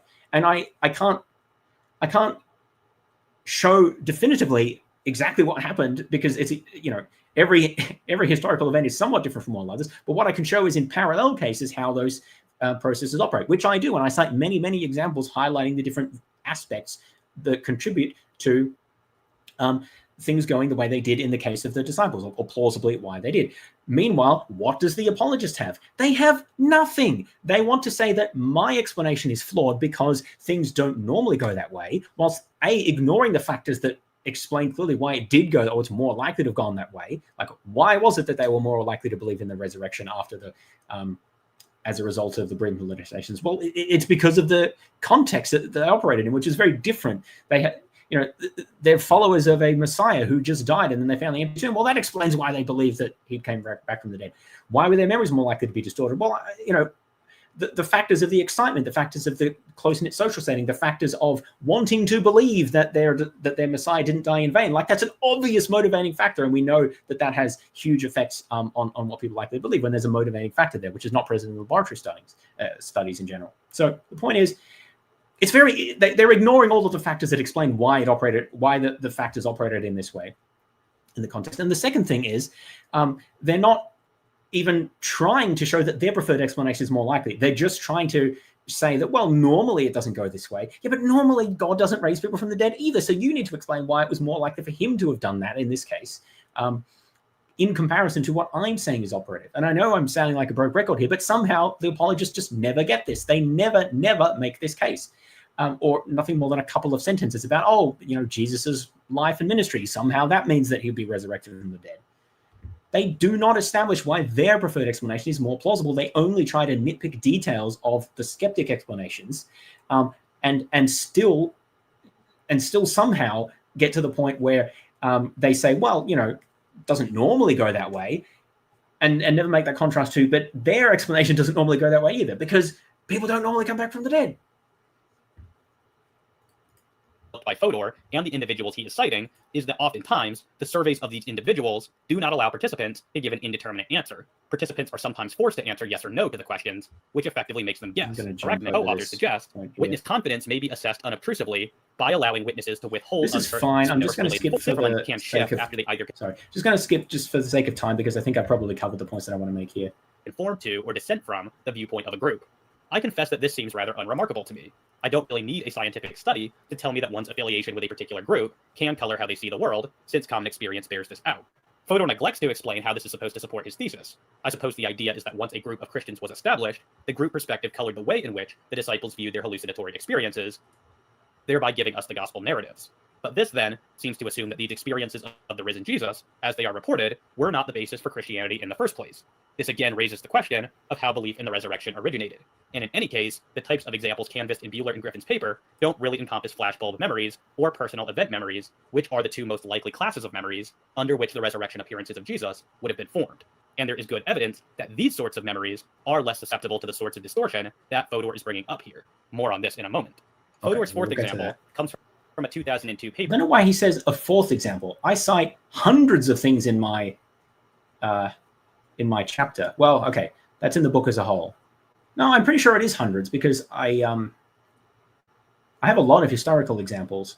But anyway, it's at least many dozens and over 100. So I don't know exactly why he's picking these 5 here. Paper by Agnieszka Niedzwiecka, though he accidentally cites it as a 2012 paper, and it regards an experiment wherein students were asked to there are a number of typos like that. 2 significant autobiographical events, then were shown a videotape of a young woman recounting her own experiences of those events. After this, they were asked to recall those autobiographical events again, and it was found that most of the students ended up incorporating elements from the young woman's account into their second account. Yet again, I really struggle to see the relevance of this experiment to Fodor's thesis. Obviously, if one has recently heard someone else recounting an event which they lived through, then they are more likely to incorporate some of those elements within their own account. Mm-hmm. This is especially so if the other person has mentioned an aspect which the original witness saw but neglected to mention, or if that aspect is consistent with their own experience. It's really not even clear that this is a case of memory distortion. It seems to be more akin to the results of DRM experiments, showing that similar ideas tend to be remembered alongside others simply because of the close association between... No. I don't know that David's... I'd have to read the study to be on top of exactly what this is. Maybe this is based around the response. But no. The point is that people report that in these laboratory experiments, Confederates will mention details which did not happen or were absent in the initial story that the participant reported, depending on the exact setup. And then the participant falsely incorporates that something that was told to them by another person into their own recollections of something that happened when that did not initially happen. It's not just that the other person mentions a detail that you saw but hadn't mentioned before. It's that they're incorporating a detail that was not present either in your initial recollection or in the event itself.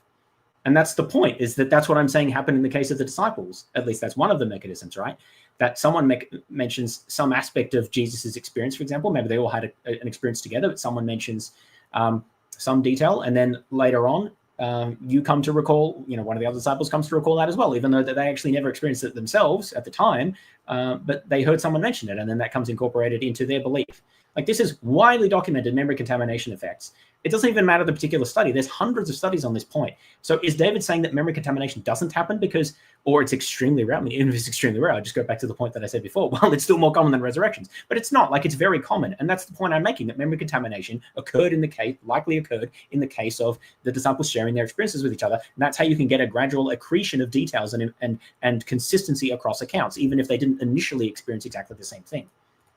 Between the concepts. As MacIver puts it, Rodinger and McDermott discovered that if experimental participants part of the group got to explain how the entire story of Thomas touching Jesus' wounds, for example, developed as the result of memory distortion, when this wasn't anything like anyone's actual hallucinatory experience. And it seems pretty clear that this example does little to further this goal. But see, again, this is just shifting the burden of proof. I don't need to show how the story of touching Thomas's wounds originated just on the basis of one laboratory study. The one laboratory study that I cite is part of a collection of studies that establishes memory contamination, which is one of the mechanisms that I think led to the development of these accounts. I don't specifically talk about the details of like doubting Thomas because, again, we talked about the difference between the minimal and maximal facts approaches. In the minimal facts approach, I'm not trying to explain the details of gospel narratives. That would be something that I'd have to adapt for a maximal facts version. I feel like that David is not seeing how these pieces of evidence are supposed to fit into the puzzle. He seems to take one study and say that one study doesn't prove that, or doesn't explain how you can get to the gospel narratives. It's because they're not supposed to. They're supposed to. A single study helps to serve as evidence for a particular claim about a mechanism, which in turn substantiates a point about the processes that gave rise. So like within RHBS, there's your 4 initials there. Within each of those initials, there's a number of mechanisms, and within each of those mechanisms, I cite evidence in favor of that mechanism, usually of multiple types. So it's a piecewise iterative process, and he's wanting to jump straight to the end with each point, but that's not what I'm trying to do with the argument. And I think I'm very clear that that's not what I'm doing with the argument. As long as we can establish that memory distortion through particularly memory contamination is a process by which our memories can become distorted over time, then I can cite that as a plausible mechanism that can explain, in part, that can be one of the processes by which whoever at the Gospel of John, or I think that's where the account appears, came to sincerely believe that this event happened. Incorporation of details from other people was a factor in that. It's not the only factor I'm saying, but it was one factor. And remember that I cite many examples of other religious traditions and other supernatural and paranormal claims as well, which I think are a demonstration that these types of processes do give rise to these sorts of beliefs in other contexts. You can't demonstrate everything in a lab study. You demonstrate different things using different lines of evidence. Fodor's final example is a study which revealed that witnesses tend to modify their description of suspects based upon their audience's evaluation. Yeah, so we're going to skip this because I think that we should have case-specific essays of humility or psychological literature to direct of significant moments. I just want to try to at least cover all of the main points here. So let's in particular move to the end of that section. It will be instructive to consider Robert McIver's excellent work on memory here, since he directly connects it to the testimony contained within the Gospels. After surveying much of the contemporary psychological literature, McIver finds that memory regularly deteriorates by up to 20% within the first 5 years of an event having happened. What is up to 20%? I don't know what that means. Then is remembered at all after this time, McIver's findings suggest that memory is stable after this point for at least 20 years. As he says, each of the experiments on human memory reported so far has underlined the fact that human memories are indeed transient. Moreover, most reveal that the macro effects of this transience are largely predictable. But of the different kinds of memory that have been shown to exhibit a similar pattern of retention and loss, episodic memory that survives for the first 5 years after an event is likely to be very stable for the next 20 years or more, after which time a further slow decline takes place. It may even be estimated that between 30 and 50% of significant material is likely to survive long enough to become a near permanent part of long-term memory. McIver's findings are not only supported by the psychological data which he examines, but they also more or less comport with common sense. We don't need to perform exotic experiments to know that we have a harder time. Sorry, this is very frustrating. Exotic experiments. Notice that that David is happy to just take this guy's conclusion without investigating any of the details of things that he cites. But when it comes to my studies, he nitpicks methodological details. I don't really understand why that's acceptable to do, that you should have the same standard across. But anyway, look, the point here is that I'm pretty sure I've read some of Robert's stuff because I remember some of the quotes there, but I don't remember all of the details. But I think we're actually asking different questions here. When people incorporate details from episodic memory into their long-term memory, then you can show that there is a forgetting curve, but people can remember many details for very long periods of time. That's actually a different question to the question as to what extent can people's memories become distorted or incorporate details from other people's memories. It depends on the circumstances. It depends on how often the memory has been recalled, for example, and the context in which it's been recalled and its emotional and cultural significance, right? It doesn't matter from my account if most of the time most people's long-term memories are reliable. My account in no way assumes that most long-term memories people have are wrong. I think that Robert's overstating the point here, but all I need to show is that it's plausible that these processes operated to produce the effects that I document. And again, we're not operating in ordinary memory-forming circumstances in the context of the early Jesus movement. I have to emphasize. So it's not ad hoc for me to say that things were operated a bit differently. Actually, the relevant context there is probably other new religious traditions, which is something I've argued before. And there is evidence that there are that many of these processes about cognitive distortion and so on are significantly exacerbated in those cases. Although, yeah, there's still need for further research there. But the point is, so again, to recap, the fact that most long-term memories may be reliable is not relevant particularly to my claim, because I'm claiming that specific processes operated in these specific contexts and then providing documentary evidence that those processes do happen and that it's plausible that they happen in that context. It doesn't matter that in another type of context for more ordinary types of long-term memory that we can remember like 50% or 60% of the details accurately over long periods of time. That doesn't bear on the point that I'm making. because the point that I'm making is specifically to demonstrate the plausibility of specific mechanisms which taken together can plausibly give rise to the belief in the authors of the Gospels. What David needs to show is that I haven't established that. And you know, nitpicking the details of a few studies and then showing that other research indicates this specific point about long-term memories in other contexts just doesn't really show how it doesn't really address the argument that I'm making. A harder time remembering things as time goes on up until a certain point. Despite these qualifications, research supports a conclusion that fits nicely with commonly held conceptions of human memory. Memories of personal life episodes are generally true to the original experiences, although specific details may be omitted or misremembered, and substantial distortion occasionally do occur. Okay, so that's all I need, right? So that's all I need for my argument, because all I'm saying is substantial distortions are occasional, and I think that there's contextual specificity as to when those occasional substantial distortions occur, because a lot of the time there just isn't there isn't a motivating factor or reason for those distortions to occur, because most of our memories are sort of relatively ordinary, or there isn't the context for other people to distort them. But when those can and do occur, then we can get those substantial distortions. So that's all I need. Occasionally is more often than a unique historical occurrence, right? So again, this is what I mean by David is failing to respond to the core point of my argument, because I don't need to show that the mechanisms that I'm citing are usually what occurs. All I need to show is it's plausible they occurred in the context that is relevant, and that is particularly more plausible than the resurrection alternative. And David just does not address this broader point, and this integrative point across the lines of evidence as well. He's focusing here only on the laboratory psychological studies about memory distortions for some reason. I don't know why he's not talking about anything else going on. And when memory is distorted, the distortions tend to turn up in details like the time at which an event occurred, the color of people's clothing, or the interpretation of someone's underlying motives. But clearly these sorts of minor errors of memory are not anything like what Fodor is proposing. Fodor needs memories of hallucinations. I don't know where he gets those details from, so I'm not going to comment on that. I don't think that's true at all. People can, lost in the mall technique is interesting because people can have false memories implanted of entire incidences of them being lost in the mall when they were young that never happened, and they can concoct all sorts of details. And again, this is relevant in the case of the disciples, because the idea is that they would have been, the hypothesis is that they've suggested details of other people. Oh, did you see this, right? Did you experience that? And that they will then, like, did I experience that? And then they'll doubt their faith if they didn't see that, right? And so it's exactly the sort of circumstances in which you would expect these sort of memory distortions to occur.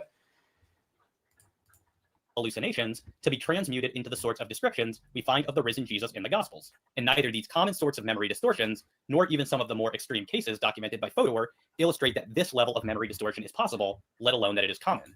As David Pallman, I do cite that, though. He just ignores the cases where I cite that. Like I show the example. One example that he did cite was people believing that they saw an explosion in the Bali bombings where they didn't see any such thing. That's pretty radical, thinking that you saw an explosion on video when you didn't see any such thing, right?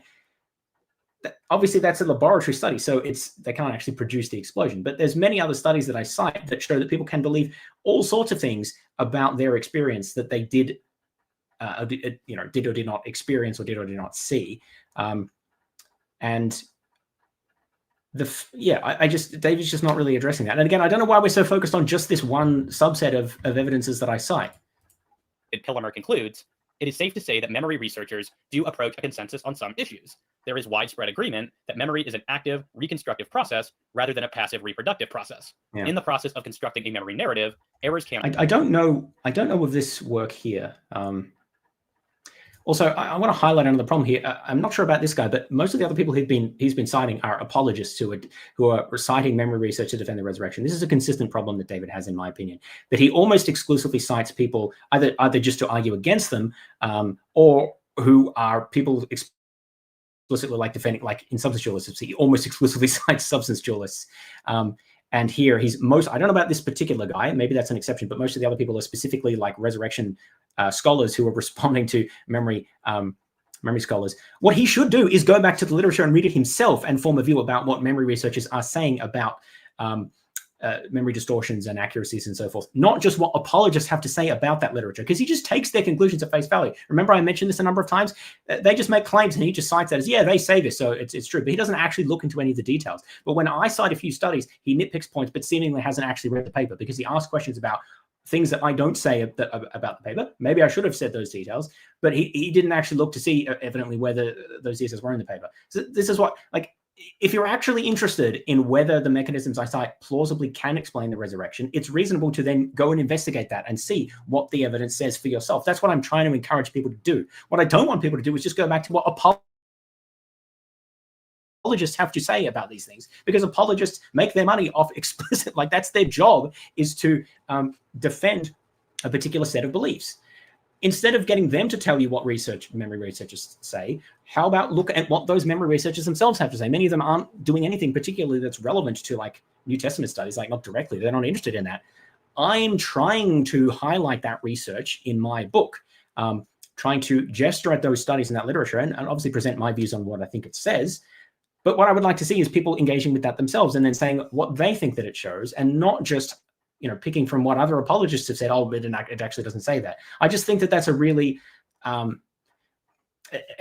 it's not how you should approach it if you're really interested in finding out the truth. You shouldn't just look at what one side has to say about evidence that the other side brings up. Anyway.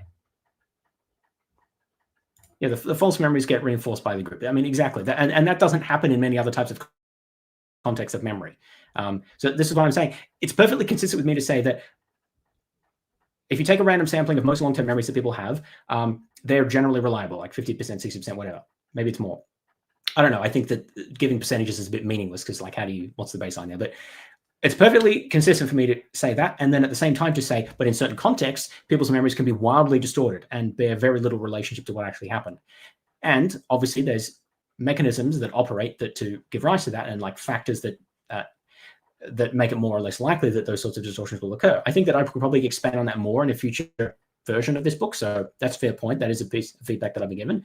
Why is it specifically that these mechanisms are so operative in that context? But I do still discuss this, right?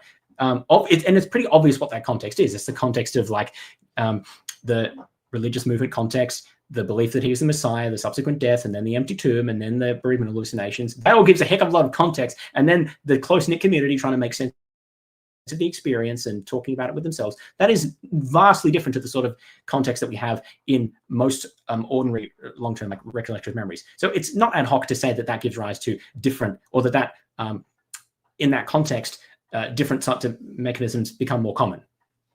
I can show those mechanisms are operative even in other contexts, but they're more likely in those contexts. And I document that by highlighting many cases in which plausibly these mechanisms are exactly operative, which David still hasn't gotten to. Errors can occur. Our law through Loke and Nick Meter ad. Since the mid-2010s, we have seen another revision. Sorry, this just frustrates me a lot. He's just citing more apologists who say things that David's is consistent with David's point. Stop citing apologists telling you about what memory scholars have to say. Look at the memory scholars for yourself. I just find this very frustrating. So look, another resurrection guy. Can we stop citing just resurrection dudes and cite actual memory scholars? Sorry, I'm getting a bit upset about this, but like this is just really bad scholarship. You can't just like it's fine if that's a part of your research. Obviously, you want to look at what both people say, but when a skeptic like me raises a point about memory research, we don't just go to a whole bunch of resurrection scholars whose job it is to defend the resurrection and say what they have to say about memory scholarship. Look at the literature yourself and make the arguments from the literature and tell me why I'm wrong. I think the literature does support what I'm saying. I'm not saying that the literature is telling us that our memories are like always unreliable or we can never trust it, or even that the majority of the time that it's wrong in ordinary context. What I'm saying is that the mechanisms that I postulate about memory distortion are plausible in the light of what we know psychologically, and it's particularly plausible that they operated in the context of the disciples and the experiences, in the context that they were operative in. That's all I need to claim. I don't need to say that the evidence is perfect or that it always works that way, or even most of the time works that way, because again, the contrast is a singular historical event. So I don't even need to say that it usually works the way that I say. All I need to say is that it's plausible enough in that context. Oh, flashbulb memories again. Newsworthy translates. We're going to have to jump over this a bit because it's just more of this stuff. Another example here. Is this another? See, look, again, another apologist. Appear to be particularly resistant to being distorted. Fodor's hypothesis is a particularly implausible explanation for them, as Loke and Meter suggest. I mean, this would be the equivalent of me just citing people like Carrier and Dawkins and others. I forget their names. I don't think I cite Dawkins. I maybe cite Carrier once or twice. Obviously I do cite a few skeptical scholars. The vast majority of my citations have nothing to do with that. I actually try to cite just the literature. I'm trying to refer to the literature and say, look, this is what I think it says. This is what I think is reasonable to infer. If you disagree, feel free. Let's go through the studies, both the ones I cite and others as well. Let's analyze it. But again, we need to keep the big picture in mind about what I'm actually trying to do. And I think David's really done a poor job at highlighting that. We've gotten really down the rabbit hole about just this particular aspect of like really just psychological experiments about memory distortion specifically. That is a piece of the puzzle, but it's only one of many pieces. I mean, we mentioned bereavement hallucinations briefly early on. He didn't have as much to say about that. And everything else that I've said has been ignored, which I'm really quite disappointed about. We've got a little bit of time left, though. So let's, Omen be another one. I do need to get to bed pretty soon, so we should just have enough time to. And I'm going to skip about because I think I've made my points here, and we've got the same people here. I think I can maybe come back to this another time. Oh, okay. This might be interesting though. Let's look at Doubting Thomas. Remember, in my chapter, I don't try to explain the Doubting Thomas story specifically because that's not a minimal fact, right? So I need to modify the account and add some detail in order to account for that. But let's briefly look at this as an example. Original testimony, then it seems that Fodor could see the appearance to Thomas either as being a hallucination which Thomas experienced or as a distortion of John's memory. But there's no dilemma here. Like, those are not mutually inconsistent. So Thomas could have had an initial hallucination or experience of some kind, which he reported to others, which then became distorted, not just in John's memory, but in Thomas's memory. And then Thomas tells John other things, and then John tells them to other people, and Thomas tells them to other people, and then they share things back with Thomas and John, and the story develops. Obviously, I can't prove that that's what happened, but is that plausible in the light of evidence that we have? I think it is very plausible. And a lot of the evidence that I cite hasn't been mentioned at all by David here, which is this point. He's only focused on a very narrow subset of the studies. Important subset, yes. I don't want to downplay that too much, but I want to highlight that I don't just rely on that leg of experimental studies about memory distortion. It's one component of a broad range of evidences that I cite for the plausibility of my claims in my model. But anyway, coming back to this, I don't understand why this is a dilemma. Why are these mutually inconsistent? It's entirely not obvious. Did I miss that? Rose from the dead until he was permitted to touch Jesus's wounds. It's difficult to see how this episode fits within Fodor's hypothesis. If this event is admitted to be part of the apostles' original testimony, then it seems no, not original testimony. It's a part of what's in the Gospel of John, right? I'm pretty sure that's in the Gospel of John. All we need to explain is how it ended up in the Gospel of John. We don't need to explain how it was originally what they believed, like part of their original testimony. I don't know what original means in this context. All we need to explain is how it got in the Gospel of John. So let's say John wrote the Gospel of John, which I think he believes, right? David believes. Okay, so all it needs to happen is that John believed that it happened decades later. Can we explain that using psychological mechanisms? Of course we can. We have examples of people believing things that didn't happen, and all this involved is Thomas touching Jesus. What's so hard to believe that someone came to falsely believe that someone else touched? Like, all that happened here is John, who already believes that Jesus came back from the dead at this point, right? I know that in the story, Thomas didn't believe that Jesus. I mean, this is why apologists just sort of lose track of the timing here. I don't think that Thomas actually was convinced that Jesus came back from the dead by touching the holes in his body, right? Like, obviously, I don't believe that because I don't believe that Jesus came back from the dead. So how am I going to account for the story? Well, I'm going to say that Thomas initially didn't believe. He later came to believe. I don't exactly know how he came to believe. Probably in the same way that everyone else did, right? He had some sort of experience. But later, he came to, well, actually, I don't even know that Thomas did. All we need to say is John came to have the view that Thomas came to believe because of touching holes in Jesus' body, right? So at that point, John already believed that Thomas came to believe, and he already believed that Jesus came back and had a body and had holes and whatever, right? So John already believed all of these things. So all we need to say is how this particular piece of information was incorporated into John's set of beliefs. And at that point, there's no inconsistency, right? What the apologists are missing is that they're assuming that it had to happen in like the order and the timing that it said in the Gospels. No, Thomas had to be convinced by this experience. But we don't know that. All we know is that John thought that he was convinced. Decades later, John thought that Thomas was convinced by this experience. What is so implausible about that? John came to believe that this was the experience that Thomas had. Maybe that's because Thomas kept sharing the story. That would be one explanation, although it's not the only explanation. Maybe Thomas didn't actually share this. Maybe Thomas died. I don't know what happened to Thomas. I don't know that anyone knows. And the other people started sharing the story about him. Urban myths can spread pretty readily, right? Like, I don't actually know and this is I cite that as another example, by the way. Like, all I have to say is that John thought that Thomas was convinced by touching the holes in Jesus' body. That's all I need to say. I don't even need to say anything about how John came to that belief. All I have to say is that it's plausible that he came to that belief without having actually witnessed that event as described. Because obviously I can't say that he witnessed that event as described, because that would imply that Jesus raised from the dead. So that's out for me. So I'm going to instead say, look, John came to it through another means. Maybe Thomas started telling the story. Why would Thomas start telling the story if it didn't happen? Well, maybe Thomas came to believe that it happened. Well, how did that happen? Well, we don't have enough information, but we can speculate, right? This is where you'd get into the details of the maximalist account. But you can, but like, it's pretty easy to come up with something that's plausible, right? So all we need to say is that, so maybe Thomas did have some doubts and then he came to believe. And the way that he reconciled that with cognitive dissonance is by having this memory of touching Jesus. And that developed over time as he recalled experiences that he had with the other disciples. So all I need to say is that Thomas went from a more general experience. Maybe he just heard or saw Jesus, right? Maybe that was a hallucinatory experience or something that he shared with the other disciples, like in a collective religious experience.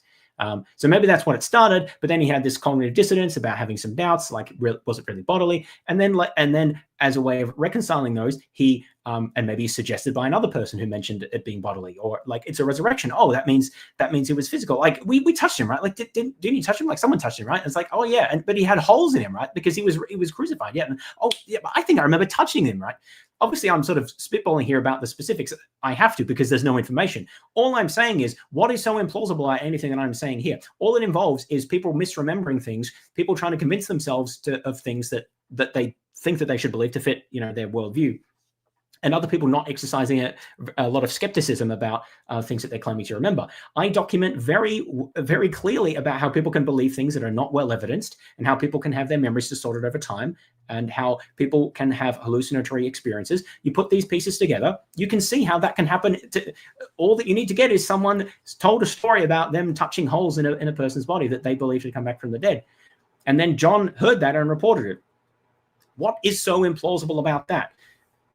Maybe, well, it doesn't normally happen that way. Oh, that's a relatively unusual thing for someone to share. Well, yeah, but it's an unusual context, isn't it? So we can explain why normally that doesn't happen, but it did in this context. Is that more or less implausible than someone actually came back from the dead and invited people to poke his holes? Why does Jesus have holes anyway? I mean, like, why would a resurrected being have holes? Well, I actually don't know. The apologists will have to account for that one, because it doesn't really make sense to me. But the point is, there's just nothing really that's very implausible here that requires a dilemma. And it seems that Fodor could see the appearance to Thomas either as being a hallucination which Thomas experienced, or as a distortion of John's memory. But both alternatives face difficulties. As a skeptic in denial about the resurrection... See, here he's assuming that Thomas was a skeptic in denial of the resurrection. We don't know that. All we know is that John said that he was. Thomas does not appear to be in a frame of mind which would have made him susceptible to a bereavement. This is what I mean. Like, why do we assume that this is true? All we need to say is that John thought it was true decades later. Why does that mean we should assume it was true? I don't get this. I don't get this. Why do apologists think that we need to make these, that the skeptic has to make those assumptions? Why do I need to assume? Yeah, it's getting late. It's all right. We're going to finish up in a couple of minutes. Why does the skeptic need to assume that Thomas was a skeptic at the time? I just don't get this, because every time I hear this mentioned, it's said as if it's an established fact that Thomas was a skeptic at the time. The only evidence we have for that is, well, even in the best case scenario, is like John said it decades later. Really? Like, is that all we have to go off for? Maybe John got it wrong. Like, maybe he wasn't really a skeptic at the time. Maybe Thomas exaggerated the extent he was skeptical because it made a good story. Maybe he came to be convinced that he was skeptical, even though he wasn't really. And I actually cite evidence that that's the case. It's a avowal of prior skepticism as a motif. Maybe he's going to mention this, actually. Plus the group setting, accompanied by an invitation by Jesus for Thomas to touch him, further mitigate against the plausibility of this episode having been entirely hallucinatory. As David Gregg puts it, in theory, others might be able to convince someone that Jesus appeared to them. However, this would depend on the individual's personality. For example, in the case of a doubting Thomas... But why? We don't know that he's doubting. I've made this point. As a distortion of memory, because the evidence that distortion due to factors such as suggestibility and social contagion indicates that such distortion must at least broadly be consistent with the original memory or event. As Gregg observes, is it plausible that such a statement might have implanted the notion that the tomb was empty and Jesus was raised? Studies on suggestibility show that one is only able to implant information within limits consistent with the context, and so even given resurrection predictions, the first century I don't understand what that's supposed to say. So the whole point is that the Jesus' followers believed in the resurrection because empty tomb plus appearance, they believed that Jesus appeared to them. Well, that's what I'm saying happened. There was an empty tomb and they believed he appeared to them. So I don't understand what the problem is supposed to be. Going to move. Oh, okay, here. So towards the resurrection, or he did not. If he did, then as we have already noted, hallucinations are not a plausible explanation. I completely failed to understand this point, and I know I did skip a little bit, but so if Thomas wasn't skeptical, all that we have to have is that someone came, eventually John, came to believe that he was skeptical. And there's many ways that could happen. A valid prior skepticism, or maybe there was cognitive dissonance within Thomas who then started saying this, or maybe someone got confused that someone else reported this and then it was attached to Thomas, and then John heard the story and reports it in his gospel. You just come up with anything, anything that's more plausible than the dude actually came back from the dead. I don't actually see what the problem is supposed to be. Someone falsely thought that someone else was skeptical decades earlier. What is so implausible about this? For how he came to believe in it. If he did not demonstrate initial skepticism, then the memory distortion which Fodor is hypothesizing is not a plausible explanation for how this episode came to be written down. Make Thomas' memory is an authentic part of it in the Thomas and elsewhere in the Gospels. So obviously, I don't think that John actually wrote this, right? I think that was a later apologetic insertion to establish a particular point. But I would argue I wouldn't argue that in a maximalist case, because in the maximalist case, I'm going to be assuming all of the original authorship and other stuff that David's going to argue for. So that response is obviously going to be a bit different in the case there. So I'm going to jump through that. Almost there. I really must wonder how exactly Fodor conceives of that happening. It's not as though one can modify a few things within the episode with Thomas to get around the difficulty which it poses for Fodor's hypothesis. The exclusive reason why the story is included at all is to spotlight Thomas's skepticism. Yeah. So Fodor can't get around this just by saying that a few elements may have been unconsciously added to the narrative. On the contrary, what he is suggesting would require that the entire story has been fabricated for apologetic reasons. I think that is what happened, but I wouldn't argue that in the maximal case approach, right? I would say that there are other again, there's tiers of explanation. I think that the whole story was likely invented. I mean, maybe there was some antecedent things that were somewhat like this, but it was invented to serve an apologetic purpose. But the next tier down from that is, well, suppose that John actually wrote the gospel, and you suppose that you don't think that he would have invented something like that. Well, but he falsely remembered it then, and that's more plausible than the actual resurrection scenario. So that's what I would say to that. And we're just going to move quickly here. Make the case that the resurrection appearances in the Gospels represent sincere but misremembered recollections of hallucinations. Contrary to his claim that his hypothesis can work even granting traditional authorship and the sincerity of the original witnesses, he actually does have to suggest that certain resurrection appearances are either knowingly false or, at the very least, not faithful to what the original eyewitnesses claim. No, I don't have to. So I would just need to modify my presentation in certain areas slightly, again, because the original presentation wasn't designed to refer to a maximal facts case. But I don't think that's true at all. All I have to do is explain why the disciples, like the apostles who allegedly wrote the Gospels, came to believe decades later that these things happened. And that they... I have to explain that without appealing to a resurrection. I think you can do that fairly easily, but yeah, further development is needed of the account to give all the details. Okay, so I'm just going to, I'm going to leave that there. I'll leave this up. So what I found really disappointing about this is that David ignores almost everything that I say in my chapter. He mentions bereavement hallucinations briefly. He doesn't talk about the reburial hypothesis. I think he might have discussed that a little bit earlier in the video, because in the first part of the video, he does respond to, not that. I think he might mention a reburial case, but I don't think he goes into the details that I do. And he doesn't talk about all of the parallel miracle claims and other paranormal supernatural cases that I cite. He doesn't talk about the evidence for the social construction of miracles that I cite, about those processes that lead to group religious experiences. He doesn't address most of the what I have to say about bereavement hallucinations and hallucinations, and even some of the memory stuff. I'd have to go back, but he definitely doesn't respond to everything that I have to say about that. He just looks at a subset of the studies.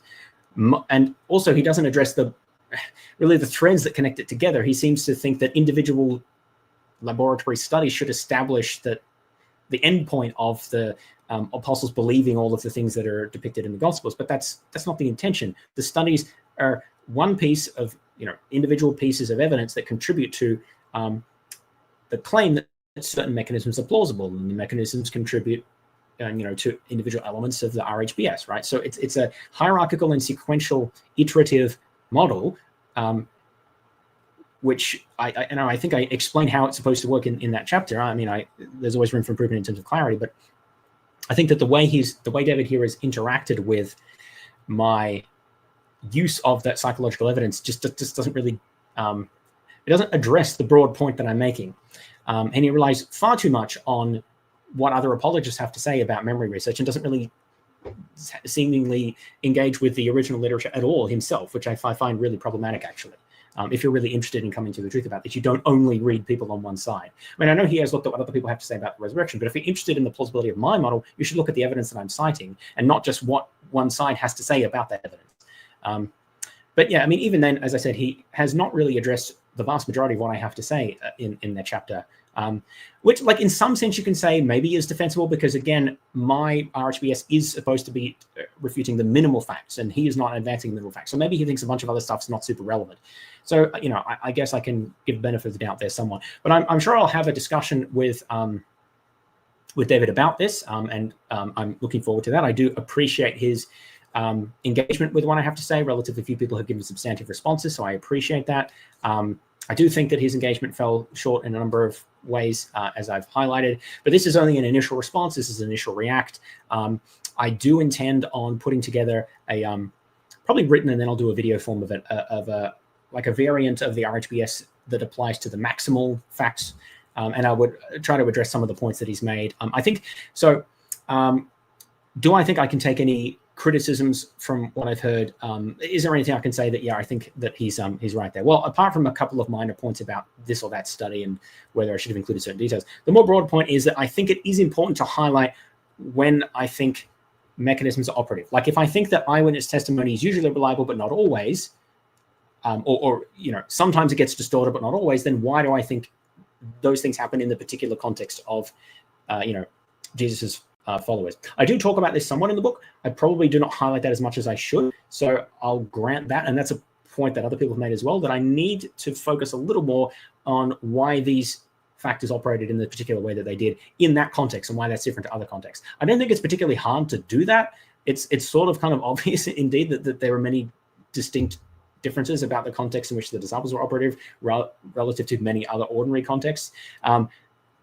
But nevertheless, that is something I need to highlight a bit more. So I'll grant that point.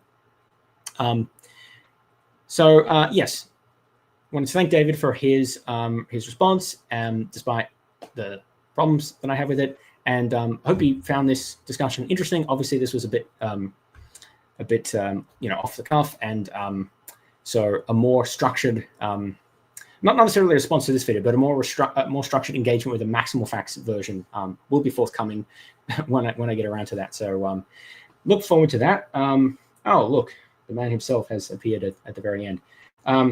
Yeah, again, this is an initial reaction and not a definitive response. But I do think that there were some issues that hopefully we can discuss further there.